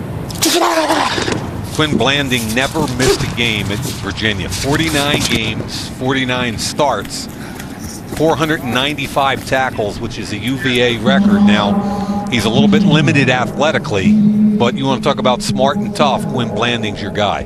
He didn't miss the appointment with his tattoo artist either. I think the Ravens staff enjoyed that joke. They're listening to us. There's John Harbaugh. Temple tough. And he safety's a running, man. Hey, I like this group so far. There's a group of safeties that played some corner, and Sean Chandler's one of them. I think he's mostly a free safety or a nickel. There's Jay Gruden and Mike Tomlin watching this together. I love it. They're both hiding behind monitors now. Look at them. yeah, right. They're laughing. It's funny. The credentials say HC on them. Head coach of Washington and Pittsburgh. Watching some pretty darn fast safeties so far. And this kid Cruikshank up next from Arizona played at corner and safety at the East-West game a month and a half ago. He was a corner. Big kid, 6'1", 209, 25 reps at 225. Wow. In other words, he's benching Jerry Rice 25 times. You know I love DBs, man. I don't care what team it is. Everyone needs a DB. Everybody needs a DB in one way or another. Especially the way the game has gone. We had that conversation earlier, playing 5 or 6, sometimes 7 DBs on a snap. Nice time. Mike, remember those coaches at the East-West that coached him all week? They fell in love with this kid. Yeah. Yep. He's played strong safety, which is kind of a hang defender in zone. They call it spur at Arizona. Inside and outside. Hey, you got one in the books. I ain't letting you. Terrell Edmonds, Brother of Tremaine. you saw yesterday. Yesterday. Now, I walked back from his bench press with him back to the hotel yesterday or the day before. It was the day before because I was standing next to you. And I asked him what he was going to run. Yeah. He said 4.45, and I said, well, what's your brother going to add up? What you're going to run in your brother and tell me what it's going to be. Quick as a blink, he said 9. Right. He said 9. Brother. And his brother ran 4.55. Oh, so close. 9.03. That's pretty good at 217 pounds. That's really good, man. 4.48. Hey, man, these safeties are running. This kid's 20 years old. His brother, the linebacker, who might be a top 10 pick, is 19 years old. And I'm going to tell you right now, and I know Charles Davis still has nightmares about their father, but the Edmonds have been brought up correctly. They're respectful, nice kids, and I'll tell you what, I enjoyed my time. And it was only 5 or 10 minutes with Terrell Edmonds. He's got one more shot at shaving off that 300th of a second and getting it straight down to 9 between his brother and him. Sean Elliott at 4.58. A little more of a box guy. Now here comes Minkah Fitzpatrick, the #1 available. This is it. Safety, if not tight. I mean, if you put the corners and safeties together, Minkah's the top DB, right? He has so much tape. This is just confirmation of tape because it really doesn't matter what we've seen on tape with this guy. He won the Bednarik Award and the Thorpe Award. There's only 2 defensive backs that have ever won both of them, and their names are Charles Woodson and Patrick Peterson. Wow. He can play all 6 defensive back positions. He ran a 10.8, 600 meters in high school.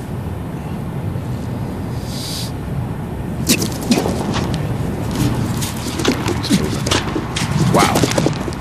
4.47.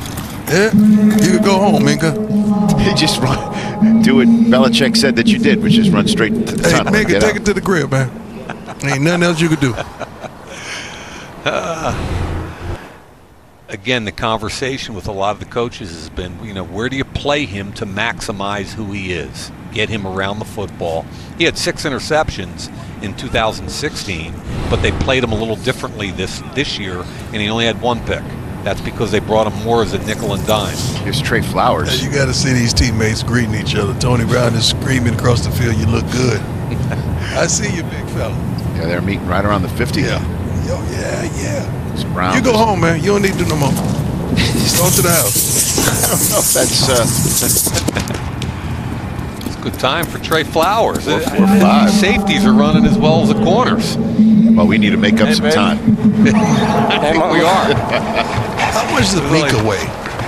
Minkah, I think, was 207. Let me just double check. He is, there it is, 204. He's the thickest 204 I've seen. 6 feet, 204. He is a solid 204. He looks way bigger than that. Northwestern on the line. Godwin Igwebuike. Ronnie Harrison not running. Say that again, Rich, real fast. Igwebuike. Godwin Igwebuike. 4.45. Wow. I didn't see that one coming. I did not either, DJ. Very aggressive in the run game. I thought he was a little bit challenged athletically. Man, if these guys are going to get faster at the safety position, then we're going to get Man, this they is going to be are nutty. eating the corners up. They're moving, Rich. This is cool. They're just setting the mark for Derwin James, too. You're right. Joe Jamerson.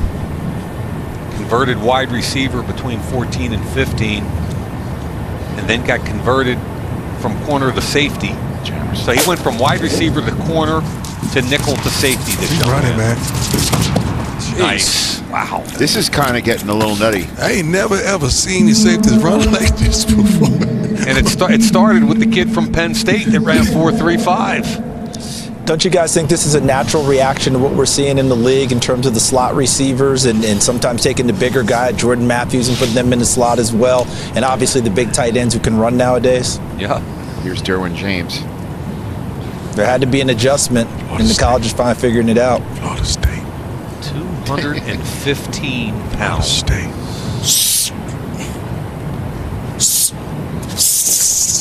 Came out low. Came out low. Came out low. Came out low. 448. I take that. He went 448. What did Minka do? 447 was it? Yes. If we're competing, so Minka at 447, James at 448. I looked at Derwin James and thought a little bit about Eric Berry. They're both athletically gifted. They've got matchup capabilities with slots and tight ends. And what I really like is they're physical and tough all over the field. Run game, pass game, they finish. Derwin I like James that had a comparison. 40-inch vertical and 11-foot broad. I like that comparison. Florida State, what's up, baby? How you doing? Can I borrow a tattoo? Kalu of Nebraska. He told me he was hoping to run 4.55.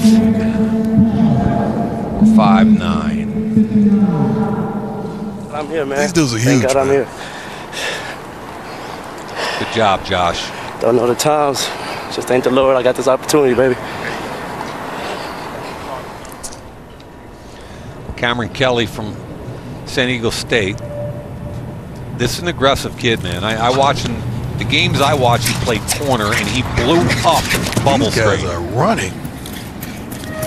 Got a lot of converted corners to safety running in this group. Yeah. Kelly with a 4.66 at 205 pounds.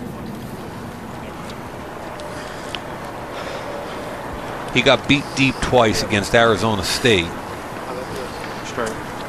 but blew up bubble, which is probably why he's now a safety. You know, with San Diego State kids, offense or defense, you're getting a They're tough kid. well coached and tough. Had a nice game against Stanford. Here's another kid. You go, what is he? Saran Neal, Jacksonville State.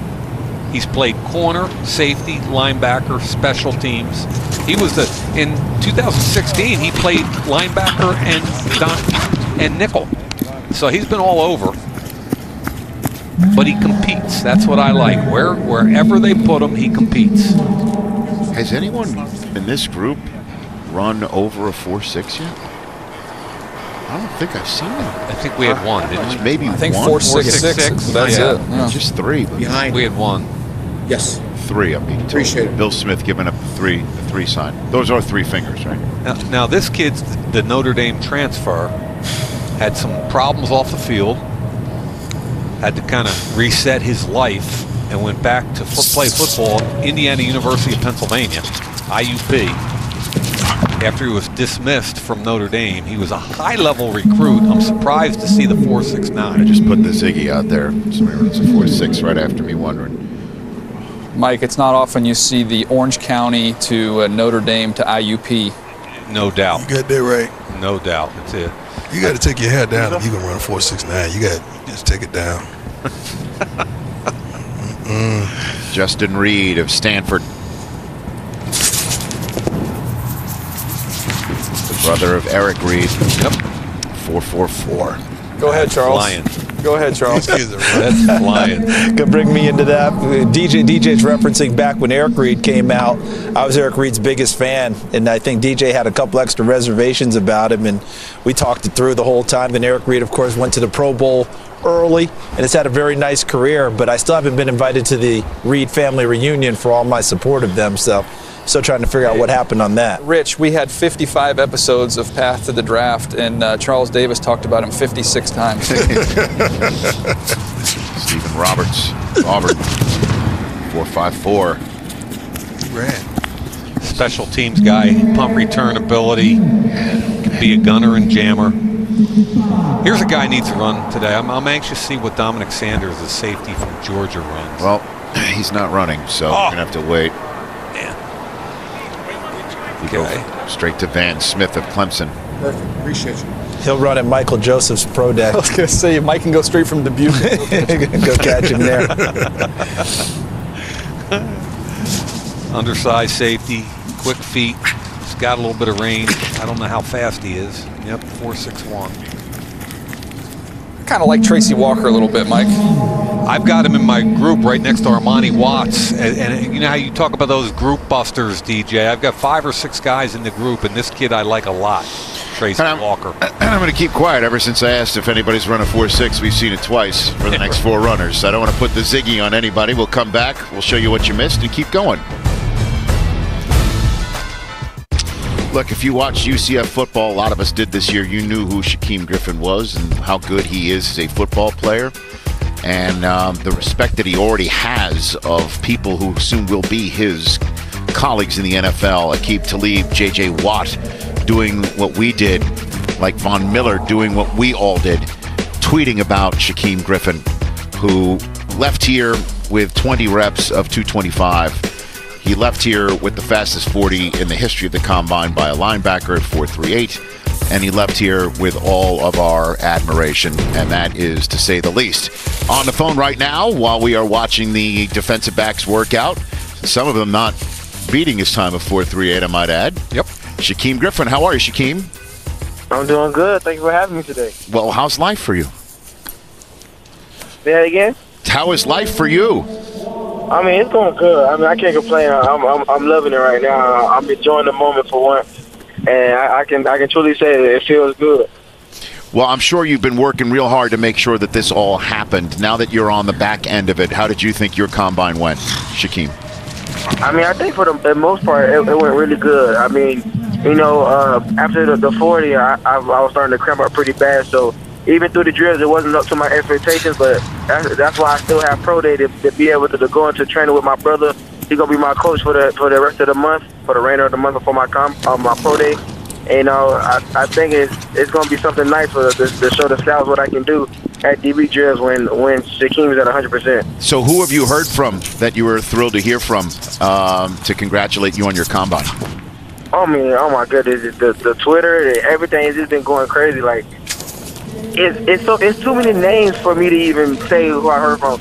Every single name I heard from, Clay Matthew, everyone, it's been amazing. Deion Sanders, first of all, Deion Sanders tweeted me, so, you know, I'm not going to get emotional over the phone because I don't need to be doing that right now. But everyone, J.J. Watt, Von Miller, the person who I watch all the time, like, it's amazing to see that people acknowledge what I'm doing and just loving it. I mean, it's been an amazing experience. I mean, I'm on cloud 9 right now. I can't lie to you. Well, Shaquem, I know you don't want to get emotional on the phone, but it's too bad because been listening in this entire time and set to join us because he's part of our broadcast is Deion Sanders Prime. Take it away. Man, you know if you ball, you getting the call, baby. You know how we do it on Game Day Prime. Let me tell you something, man. 227 pounds, man. 4.38, 20 reps at 225. Nobody can do nothing with what you accomplished yesterday, man. Against all odds, you are what dreams are made of. You have no idea how many people are rooting for you and behind you, man. I've watched you play. See, I'm not just jumping on your wagon right now. I've watched you play a couple games this year, and you were totally dominant. So, with what you accomplished at the Combine with your game film, baby, you got it. Oh, you got it, man. I cannot wait to see you in the NFL. Wow, man, look, I'm not going to get emotional on the phone. It's an honor. I'm not going to lie to you, it's an honor to be able to hear that from you, man. Look, I was just trying to get my prime time on. You know how I do. Well, if you ever need me in any capacity, man, I'm here for you. I will give you my number after we get off this phone so you could call me. Anything you want to talk about, anything you need, anything you desire. I don't need nothing from you. I just want to make sure you have all the tools and the resources to be successful on and off the field, man. I'm proud of you, man. Boy, I'm proud of you, man. Thank you. And look, I'm in the car right now with my brother, and he was saying, can you find any twins in the world that's faster than us? It's a dude named Leon that I know. No, definitely not. Definitely not. And you guys are physical, and you guys got it, man. And you were raised correctly. I tell everybody in the household, I said hi, and I love them, and I respect them, man. I really do. Man, thank you, man. It's an honor, man. Thank you so much. You don't know how much it means to me right now. Well, baby, you bald, so you got the call. Thank you again. Thank you so much. Well, Shaquem, I mean, what would the little kid in you say? I know the current version is going crazy. That I mean, the little kid will probably be worried. He'll probably be breakdancing right now. I'm not gonna lie to you. Hey, Shaquem, we can't top that other than to say, you know, Mike Mayock and I sitting here. We, we ran into each other a couple times over the week. Just what you did and how you've gone about yourself. It really is incredible. And everybody's rooting for you. And when I say everybody, it's every single person I've come across, and obviously from what you've seen on social media. So congratulations on that, and I look forward to you taking that and using it to inspire you to even do better. Congratulations, man. Thank you so much. You bet. We'll chat tomorrow on my show. So save some good news-making stuff for that conversation, okay, bud? Yes, sir. Talking to you soon. You get it. We'll chat soon. That's Shaquem Griffin. Wow. Telling you. Very cool. The power of Prime. There's no question. Dreams coming true for this young man with each passing day. And then comes his NFL playing career. Okay, we're back here at the Scouting Combine. Final day. Final on-field drills. Minkah Fitzpatrick, the #1 safety, if not entire cornerback on Mike Mayock's draft board, is out there on the field right now. The final group of safeties who were just on fire running the 40-yard dash. Troy Apke being perhaps the one that just got everybody out of their seats, running sub 440. DB number 44. And by the way, we mentioned Dwight Galt, who's the athletic director for performance enhancement at Penn State. And, let's face it, Penn State has lit this combine up from Saquon Barkley on forward. Gesicki, this kid. And I got a couple texts from me saying, don't forget that when he was at Maryland, talking about Dwight Galt, he had Vernon Davis and Darius Hayward-Bay. So apparently speed follows him around. Well, in terms of running as fast, let me get this fact here. I saw this fact. Running sub 4.5. What did Saquon Barkley run again? 4.40. So running 4.40 or better and jumping 40 inches or higher. Right. The only other individuals since we've been monitoring this to do that at the weight that Barkley was. Right. Vernon Davis is the other one. Both apparently, and I say apparently, yeah, sure, because we don't know for the exact sure. Right. Both trained by the same guy, we think. Right. Or the same program that's been put into place. Exactly. Right. It might be different people involved, but pretty amazing. How about that? Pretty amazing. We are Penn State. My daughter went there. I got to throw it. You got it. Go for it. You got to throw Look, it. if anybody understands school pride, it's me. That's true. And not many of us have gotten to do what you do. Go out there and be an honorary captain at Michigan. By the way, I did that when I did it 2 years ago. Was against UCF. And I believe the Griffin brothers were out there flipping the coin. Really? Yeah. I'm not mistaken. Obviously, it was a different UCF win-loss situation 2 years ago than it was last year. And Deion Sanders has made it up to the booth. Prime. Hello? Hold on a minute. We got to turn that microphone on. Yeah, turn me on. There we go. Yeah. I love UCF. My kids got offers from there. Both of them. That was the first college that showed me interest. Really?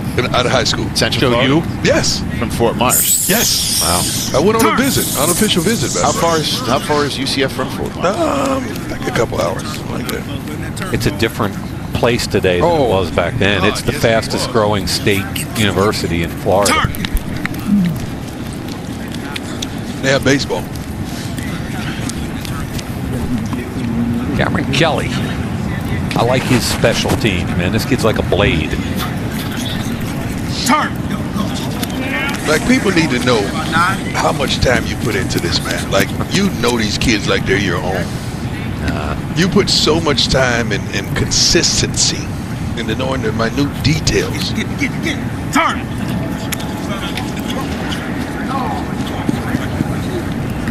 It's fun. When you're a coach's son, this kind of stuff, I mean, my dad calls me Jesse James without a gun. Says, you're stealing, son. Max Redfield of IUP.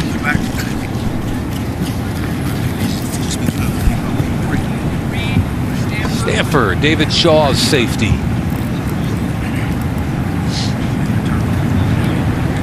When I think about Stanford, I think about Richard Sherman instantly. It's so funny. Yep. I can't wait to see how it plays out for him as well. You think he's going to be back? You took a deep breath like you knew something, didn't you? No, I don't know. No, it's just you. I have so much. Can I interpret what that breath is? Yes. Knowing you? Yes. Yeah, go ahead. He's got that book full of prospects here. He doesn't even know. He hasn't done a lot of tape, or he hasn't gotten close to draft ready on these guys. Free agency's in like 10 days. Right. He doesn't know. I wouldn't mind him coming to Dallas. Who, Richard Sherman? Yes. Oh, Earl Thomas. And flat out Earl said, Thomas. Well, we already know Earl wants to. secondary. What'd you make of that? When Earl knocked on the Cowboys' door and said, why not? It was honest. Well, his teammates are in the other locker room. And this is business, man. I think everybody proved that this career, this profession is business. You don't think when they see a player, they knock on somebody's door? Upper management, I'm talking about. Right. Seattle's in a little bit of a tough spot right now. I think they have very little salary cap room. They don't have a second, third round pick, if I remember correctly. So, from a player personnel perspective, Pete and John Schneider, I think, are right now trying to play those dominoes. Yeah, right now, as we're 9 days from the new league year beginning, $13.5 million in cap space. And when you look at the top of the cap space situation, my word. The Browns have $109.5 million in cap space, which is why they could basically send a blank check to Kirk Cousins and tell him to fill it out if he wants. I'm not doing that. The Jets are about $100 million themselves. The team to our right, Colts, 73.5. Yeah. Cap space. Deion, a couple years ago, Darius Slay came here, and I want you to take a look at this piece of tape. And why don't you take control of this tape here, Deion? Gotcha. Doing the same drill, hip turn. Hip turn, defensive back, Darius Slay, who's having a phenomenal career in Detroit. Like that, low, steady, throw the hands. Look, he came a little high. A little bit. But watch this, same way. I wish he'd have got his hand on the guy. That would have slowed him down a little bit. Now he got to cut the field off for him. I like the way he made him run a B. He cut the sideline up, didn't look back. Right. Until the end. Like it. Get the ball out of there. I don't care how you do it. And in the same drill, here's Derwin. Nice. Smooth. Smooth for a tall guy. For a tall yes. safety, right? This is a dog right here. Minka. Yep. Turned a little high, but I like he stayed on the straight line. I like that. You made a comment a minute ago I thought was really a good one. It got lost in our conversation, and that is the press corners. The difference between getting your hands on a player at the line of scrimmage versus allowing a free release, to me, is the difference between stopping the pattern in its initial stages and then having to go play the rest of the down. That's right. It throws off everything. It throws off timing. It throws off momentum. It throws the route off, especially if you're strong. That's where that 225 bench comes in at. If you're strong enough to give him that stiff arm, like I just hit Rich and he just went 3 steps over. So you're strong like that. That disarms that receiver, disables him to continue his route progression. When Cromartie was on the Jets, I did a study. Remember how long he was? I know where you're going. I know where you're going. Whenever he got his hands over on somebody, it was over. And when he didn't, when he got a little lazy with his hands, he struggled. Dennis Sturman, a great DB coach, should be a third defensive coordinator in the league somewhere. Right. Showed Cromartie that tape in the offseason. Yep. He said, look, man, when you get your hands on people, this is what happens. You dominate. When you don't, this is what happens. I did a study, and it's exactly That's so funny that black and white. Yes. It's unbelievable. Antonio Cromartie announced his retirement from the league just today. Did he really? Yeah. Go ahead, Rich. Go ahead and finish it off. No, I said he announced his retirement from the league. And what's the second phase of that?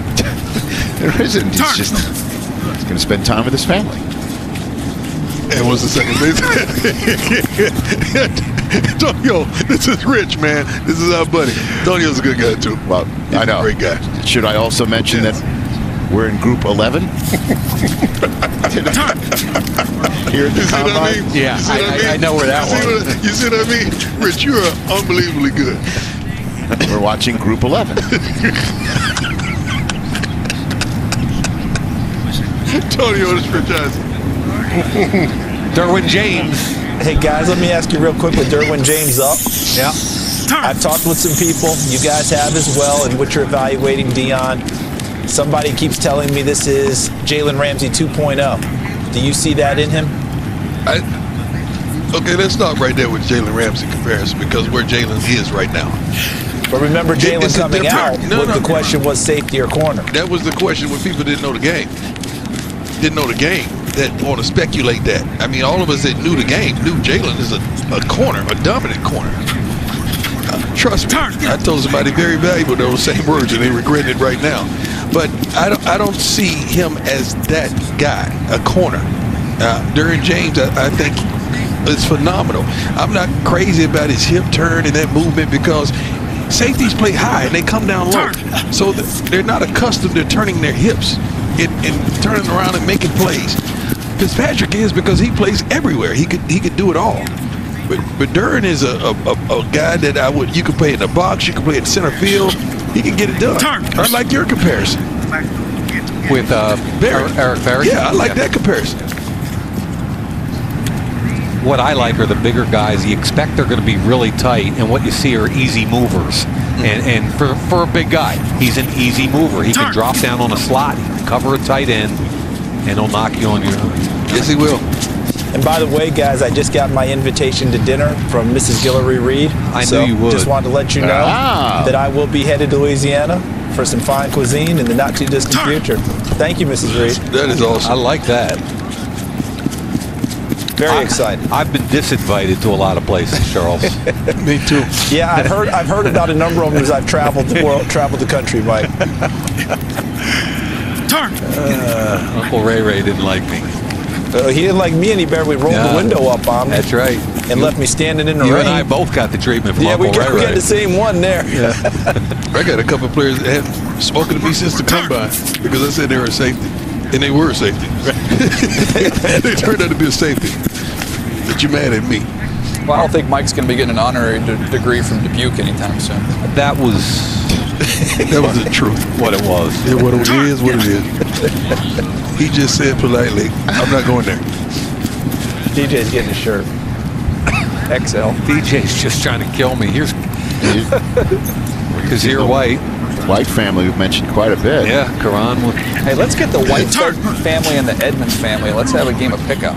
Are y'all being facetious right now? Because I don't trust Rich. No, Oh, I thought you was talking about the other guy.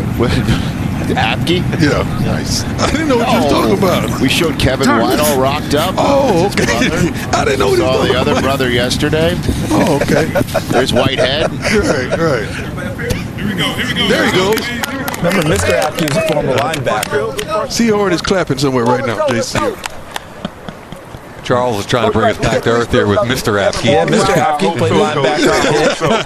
Charles is a good man. He played at Pitt, right? I'm just trying to help you out. His mom, Susan, ran track at Pitt. Ran track at Pitt? His mom did. Apke's mom. My mom may do all that, but she can still cook. She can still cook her butt off, boy. She ain't quick as she used to be, though. How are you, Prime? Ready to see the 40? Oh, this is the only reason I came. I know that. What you mean? Yeah, it's coming up in about less than 10 minutes. Nice. NFL.com/run-rich-run. Donate to St. Jude. I think we're setting a record.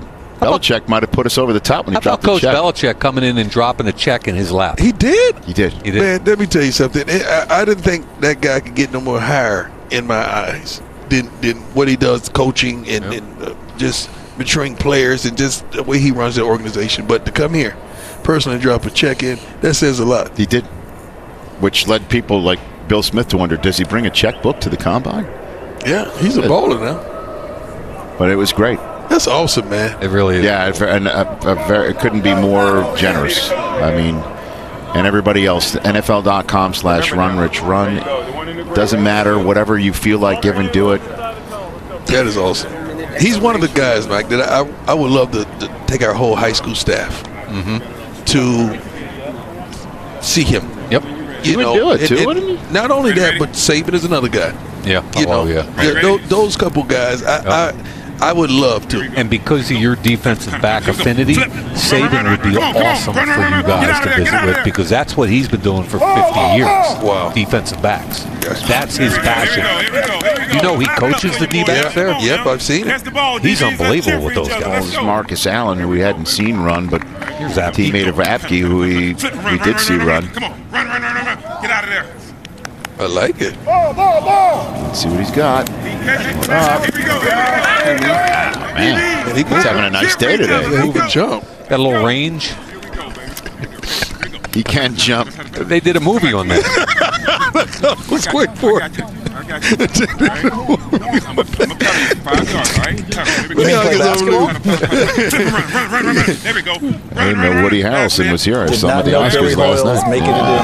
Troy Apke with a 4.34 official. Wow. Official 4.34? Correct. Are you kidding me? Official.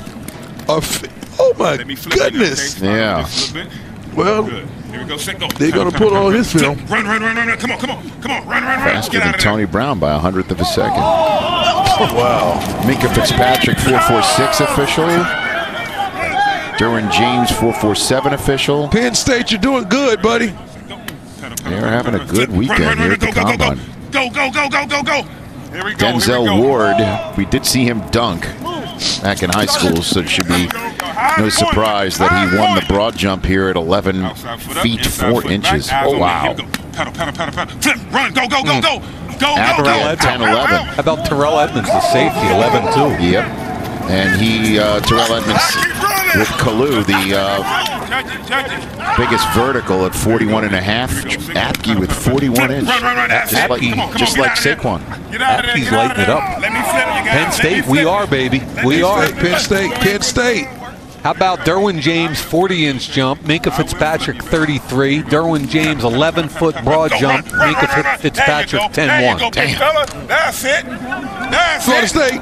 Bigger, stronger, faster every year. Willie Taggart, baby. Willie Taggart. Next man. I guess I should mention my coach's name is on the Well, bill. I think I'm going to the spring game. I ain't been in about 20 years. Are you really? Yeah, I'm back. Flip, run. Come on, run. Get out of there. Didn't I hear some stuff about you going to coach full-time at Florida State? You thinking about it? It's not off the table. It's not off the table? Considering. Really? Is there a formal offer in place? No, not yet. All right, well, so there it is. These are the officials. I won a state championship last year. I know you did, brother. And I that's hard. And I coached my son. Okay, Derwin James. Here This he is right awesome, here. man. I love when they come out low. Got some tweets about him. What else we got? Is that what's going on here? Earl Thomas likes it. Earl is an unbelievable safety, man. He's one of my favorite people. Yeah. Earl? Yep, I agree with you. Good guy. That's it. Jalen Ramsey. As good as they come. All right, is it going to happen? It's yesterday. I don't like the way that stretch looks, Rich. I want you to get knees up a little higher. Knees up? Rich, you're focused though, Rich. I am. You're focused though. I like. Hey Rich, I'm about to run my 40 for St. Jude. Hashtag run, Rich, run. St. Jude, let's go. All right, it's just been another fun year of videos from fans and folks who are inspired by St. Jude and just having fun. Just get out there, and as you can see, Play 60 is part of it. And NFL Network, AT&T, Courtyard, Under Armour gave me the shoes again. Zebra Technologies put a couple chips under my shoulder pads and my suit. It's good. To test drive the, if you will, metrics. And all raise money to St. Jude. So you go to NFL.com/RunRichRun, hit the donate button. It's now time to get to this year's version of it. You're always here for it, Prom. This is what I came for. You're always here for it. Last year it was a 6:02. I went above 6 seconds after getting below. You could not have been more disappointed in me. It hurt me emotionally because I know how much you put into it, and I was just totally disappointed in you. Okay. You ready for this year? Yes, I am. It's that time. It's that time again. 2018 version of Run, Rich, Run.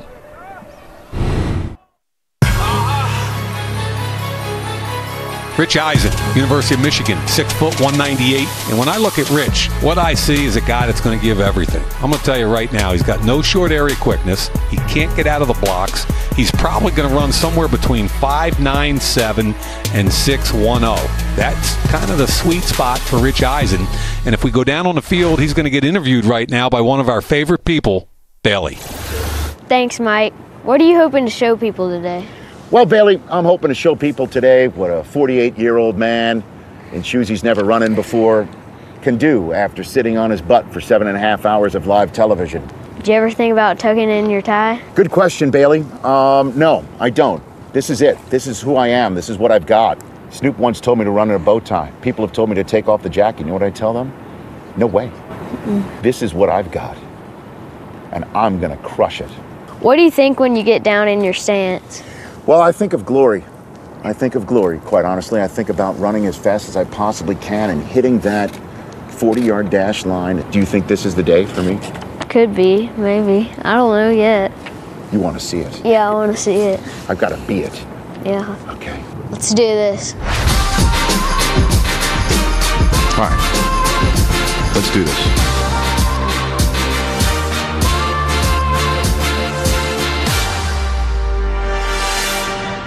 Good luck. I'm ready. Rich Eisen, Michigan.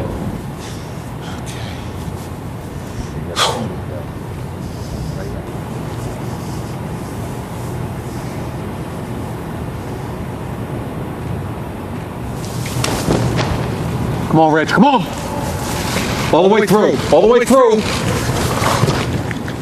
I think he's going to like you. Yeah, show him yours, man.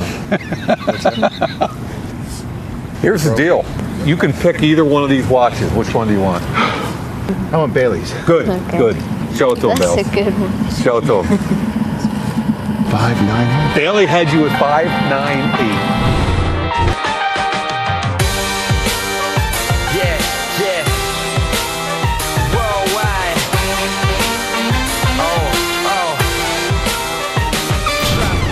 So you did it. How does it feel? Oh, it feels great, Bailey. I think you're my good luck charm. I just try to take it one step at a time and hope for the best. How old are you? I'm 13. Do you want to get a beer? Sure. Yeah. Let's do it. You're the man.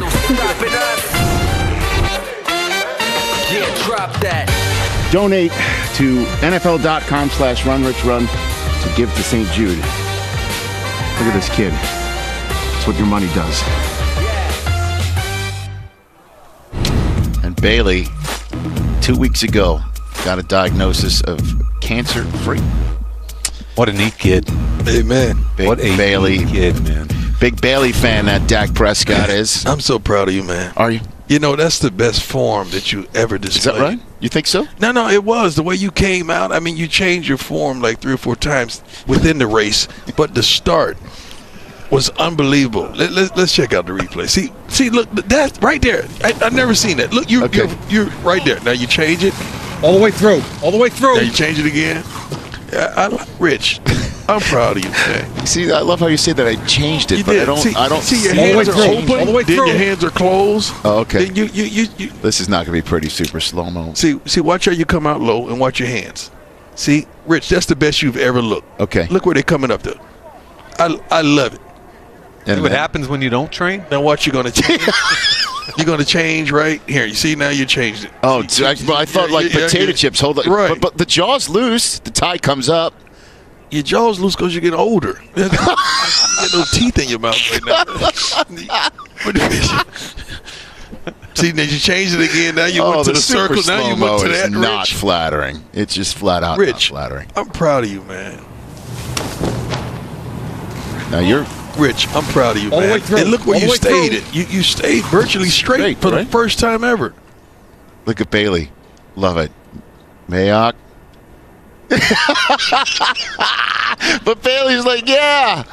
By the way, Bailey, according the hand time start and the electronic finish, which is whatever happens for everybody here at the combine. What was that? It was 5.968 to round up to 5.97. But it looked like Mike was disappointed. He was, because Mike's I'm just going to tell you guys I'm the world's probably last honest man, and I'm going to leave it like that. There you go. Oh, he timed it over 6. World's last honest man. 597. Hey, I'll take it. That device does not lie out there. Take it, Rich. It starts by a human, Rich. Right. Right. And yours did too. No, okay. Rich. All right, now it's time for Charles Davis and Daniel Jeremiah to go to the simulcam. We're excited about this. This is awesome. Oh, no. I cannot wait, Rich. And by the way, congratulations for breaking 6. Thank you, That's sir. outstanding. Thank you. So here's our first one. Denzel Ward from Ohio State. Oh, no. With an 8-yard head start for you, Rich. Geez. Here we go. 8-yard head start. Okay. Go, Rich. Go, Rich. Got him, Rich. Don't change your form. Don't change your form. That was a good one. The next one up, let's go speed. LSU wide receiver DJ Chark. Let's give him a 5-yard head start. That's not fair. That didn't take Come long. on. See ya. Oh, goodness, man. And the man of the week, Shaquem Griffin. Okay. Rich, you're getting a 6-yard head start on Shaquem. That's not enough. Shaquem is the man. Where is he? Where is he? Wait, where's Orlando Brown? We're going to get there, Mike. Hang in Let's there. go Saquon Barkley. How about Saquon Barkley at Don't do Rich 230 like- plus Give me a pounds 10-yard with a head start. 6-yard head Get start? 6 yards. The Wolverines meet the Nittany Lions. All right, the Penn State, big week. Mike Gesicki, you get a 2-yard head start, Oh, Rich. that's not fair. Apparently not. Oh, my God. Life is not fair. Hey, Rich has kids. All right, let's get the Michigan guys here. Let's get Mason Cole and let's get Michael McCray, an offensive lineman and a linebacker with a 2-yard head start. That's not nice. His kids are watching this. Okay, the top 2 quarterbacks, according to Mike Mayock, coming in this week, and Sam Darnold, Josh Allen. 4-yard head start coming up for you, Rich. Rich looks good, though, man. Come on, get out there, Rich. Get out there. I shouldn't have changed my form. Now I'm I seeing apologize in You advance see for what this I mean? one. it. Now I'm seeing See it. what I mean? You Yeah. changed 2 or 3 times. This is Vita Vea, 340 plus pounds. No head start, just a clean Oh, my old-fashioned God. race. Why y'all doing this man like this? Okay, Rich. Hey, the people call for Orlando Brown. The people are going to get Orlando Brown. Straight race. Got a race. Straight race. Get him, Rich. Get him. Walk him down. He ran 5'9". Look where Rich is. He Rich. ran 5'9". No, he did not. He ran 5. He This ran is 5'8". somebody that Rich something. can beat. This is Rich Eisen versus himself the last 4 years. Yeah. All the different Which one versions is here. our Rich? There Come you on, go. come on. Where is it? There you go. 16. 2016, I Rich. told you. There you go. Okay, There you Rich. go. You ready? See, it's not. That's Rich, close. You're going to It's love close. this. We got a new wrinkle for you, How okay? is that possible?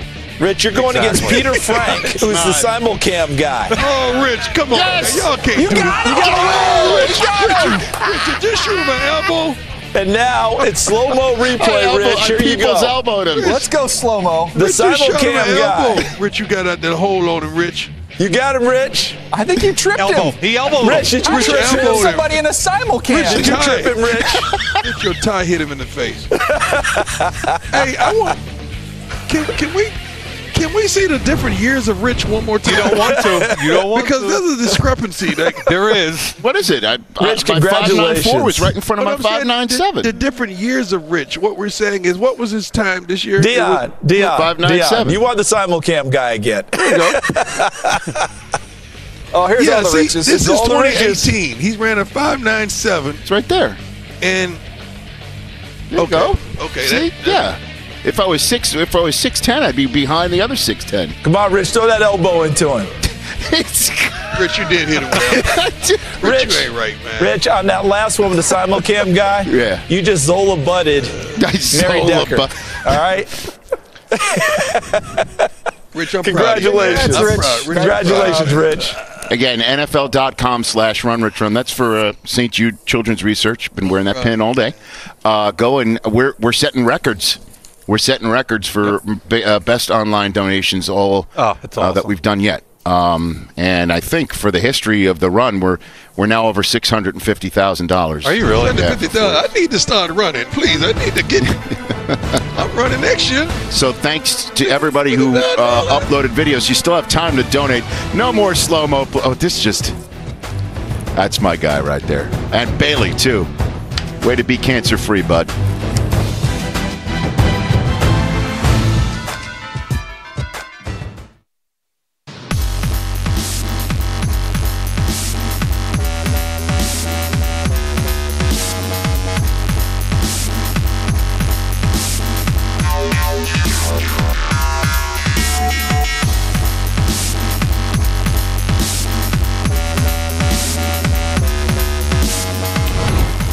Okay, Rich Eisen, Mike Mayock, Dion is left for the airport. You're already packed. Dude, that was awesome. Run Rich Run was awesome on a bunch of levels, and I just want to, one more time, just tell people how we talk about it behind your back a little bit, like a lot of things. But the one thing that we don't kid about is just how big your heart is and how important it is with the money you've raised for these kids. It's a great job. Thanks, buddy. I really appreciate it. The fact that you're there all the time and bust my stones and my slow finger. It was neat too. Bill Belichick came in here about an hour and a half ago, 2 hours ago. I don't know, these times they mesh together when you're on the air as long as we have been. I dropped a check off. To be part of this thing. And that's the impact Bill Belichick felt for what you're doing. And just the fact that once again, just donate to St. Jude. Whatever you want to give, every single dollar goes straight to the hospital. And what it does is helps kids get better. It helps prevent kids from getting sick. That's the research portion of the hospital. And then families that some come from Bailey's from Memphis. So that's right in their backyard. The home game for him. Right. And so his family was right there in town. But many people, obviously most, if not all, come from everywhere. And a lot of them can't afford it. And they can't. And then and some people are wondering, how in the world am I going to bring my whole family to the campus there? And St. Jude says, don't worry about a bill. You don't see a bill. So that all I have to do is just go there and focus on the child. Yep. And that's great medicine too. So every dollar counts. Every single dollar counts. As for what we're seeing out there on the field, we're seeing Group 11 finish up. We got the W drill that's going on the field right now. Who have you seen that? I guess everybody's checking boxes. I guess. Yeah, that you expect and that's what it's about. Right? The quarterback thing. Oh, we're going way back. Okay. Yeah, kind of overwhelming. Sure. I thought was Josh Allen. For people who have not seen him throw live before Saturday, even people that are coaches were buzzing about him that night. I mean, just a huge arm, and he showed it off. And Rosen, I think, is as advertised. As the day went on, he got more comfortable. He's got plenty of arm. Very accurate at all three levels. And then, of course, Saquon Barkley. I mean, he's one of the highlights at 233 pounds, running 4.4 flat. Checked every single box you can check as a running back. Clean on the field, explosive on the field, and clean off the field. Nick Chubb from Georgia, one of two Georgia tailbacks that look great. They have two distinct styles. I mean, Chubb's more north-south downhill. Came back from a devastating knee injury a couple of years ago. I thought 2016 wasn't quite himself, and then this past year, 17, explosive. Calvin Ridley, oh man. Not only did he run fast, but I thought his field workout was outstanding. He was great. Quick and fast. Gesicki, another of the Penn State kids that tested out of the building. And then he got into the positional drills. He's not a blocker. Doesn't have the hip snap and the drive. But when you watch just the natural hands, his jump, what did he jump? 41 inches, I believe. Quentin Nelson, did 30-some reps in the weight room. If you want to talk about the two best position players in the draft, for my money, it's Quentin Nelson and it's Saquon Barkley. And this guy would probably be in the top 5 in any draft. Bradley Chubb from North Carolina State. 269 pounds, power. Reminds me of Joey Bosa. Tremaine Edmonds, 19 years old, Virginia Tech. The sky is the limit for this young man. Off-the-ball linebacker, could also be an edge rusher.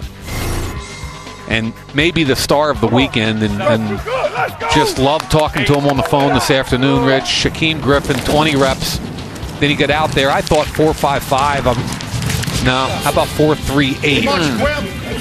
And he's just a football player. He doesn't want you to think that he has any kind of impediment. Look at him catch the football. That was one of the best catches we saw from the linebacking group. Well, yeah. For real. I mean, that's not just saying. He's going to kind of ignite a conversation in the football world about where he should go. And, 227-pound linebackers, no matter how fast, don't typically go in the first couple rounds. So it's going to be a really interesting conversation surrounding him. And we've had a great conversation for 4 days now, including Charles Davis and Daniel Jeremiah, who we'll bring in now. Guys, take it away. All right. Thanks a lot, Rich. And you heard Mike and Rich talking about their overview for the week. How about yours? Well, I think when you look at who people were looking forward to see, I think you probably put Lamar Jackson right there at the very top of the list. People were intrigued to see how would he run, how would he throw. He just shocked us all and said he wasn't going to run, which he would have got a chance to show off. So we got to watch him just focus on throwing. I thought it was a little bit up and down, some flashes, some good flashes, but still some work to do. Here's Baker Mayfield now, and I thought that he came in here, and nothing about his workout surprised me, because he's a guy who just loves big lights and loves to perform, and he did exactly that. I thought he threw it very well. See, Darius, guys catching the ball here. This group of running backs did not disappoint. And this is a guy that came in, one of my favorites from Senior Bowl week, DJ Chark, and he jumped it. Because let me tell you something, he's in the conversation now for moving up on everyone's receivers list. People are going to go back and watch the tape, check out his hands a little bit, but he did everything very well here. We knew that Will Hernandez was strong and powerful. I think he shocked everybody with just how athletic he was running the 40 and in the field workout. Yeah, and Marcus Davenport from UTSA. Everybody wanted to downgrade him for playing in Conference USA and playing at a school a lot of people didn't know, but he represented the Roadrunners quite well. He's going to be a high draft pick. I think Deron Payne cemented his status as a top 15 pick with his work here in Indianapolis. Did a little bit of everything, didn't he? Very, very agile, got it done. And I think overall for the week, I thought it was very, very, very good week in watching all these athletes, Rich. Well, great job, guys, once again. And we'll see you all over Path to the Draft. That starts in 2 weeks from today, as a matter of fact. Yeah, because franchise tag deadline is tomorrow. A week from Wednesday is the new league year, and then Path to the Draft starts in a couple of Mondays from now. Kim Jones, great work out of you all weekend as well. We'd love to give you your final thoughts. Thank you so much, Rich. You know, these are the thoughts and the feedback I'm getting from the decision makers and talent evaluators here. They loved how the combine started with a deep group of O-linemen, and they love how it ended with a fast group today of cornerbacks and safeties. They're still buzzing about Josh Allen's 70-yard throw. And one head coach said to me, I love Baker Mayfield the best on the field. I like him the least off the field.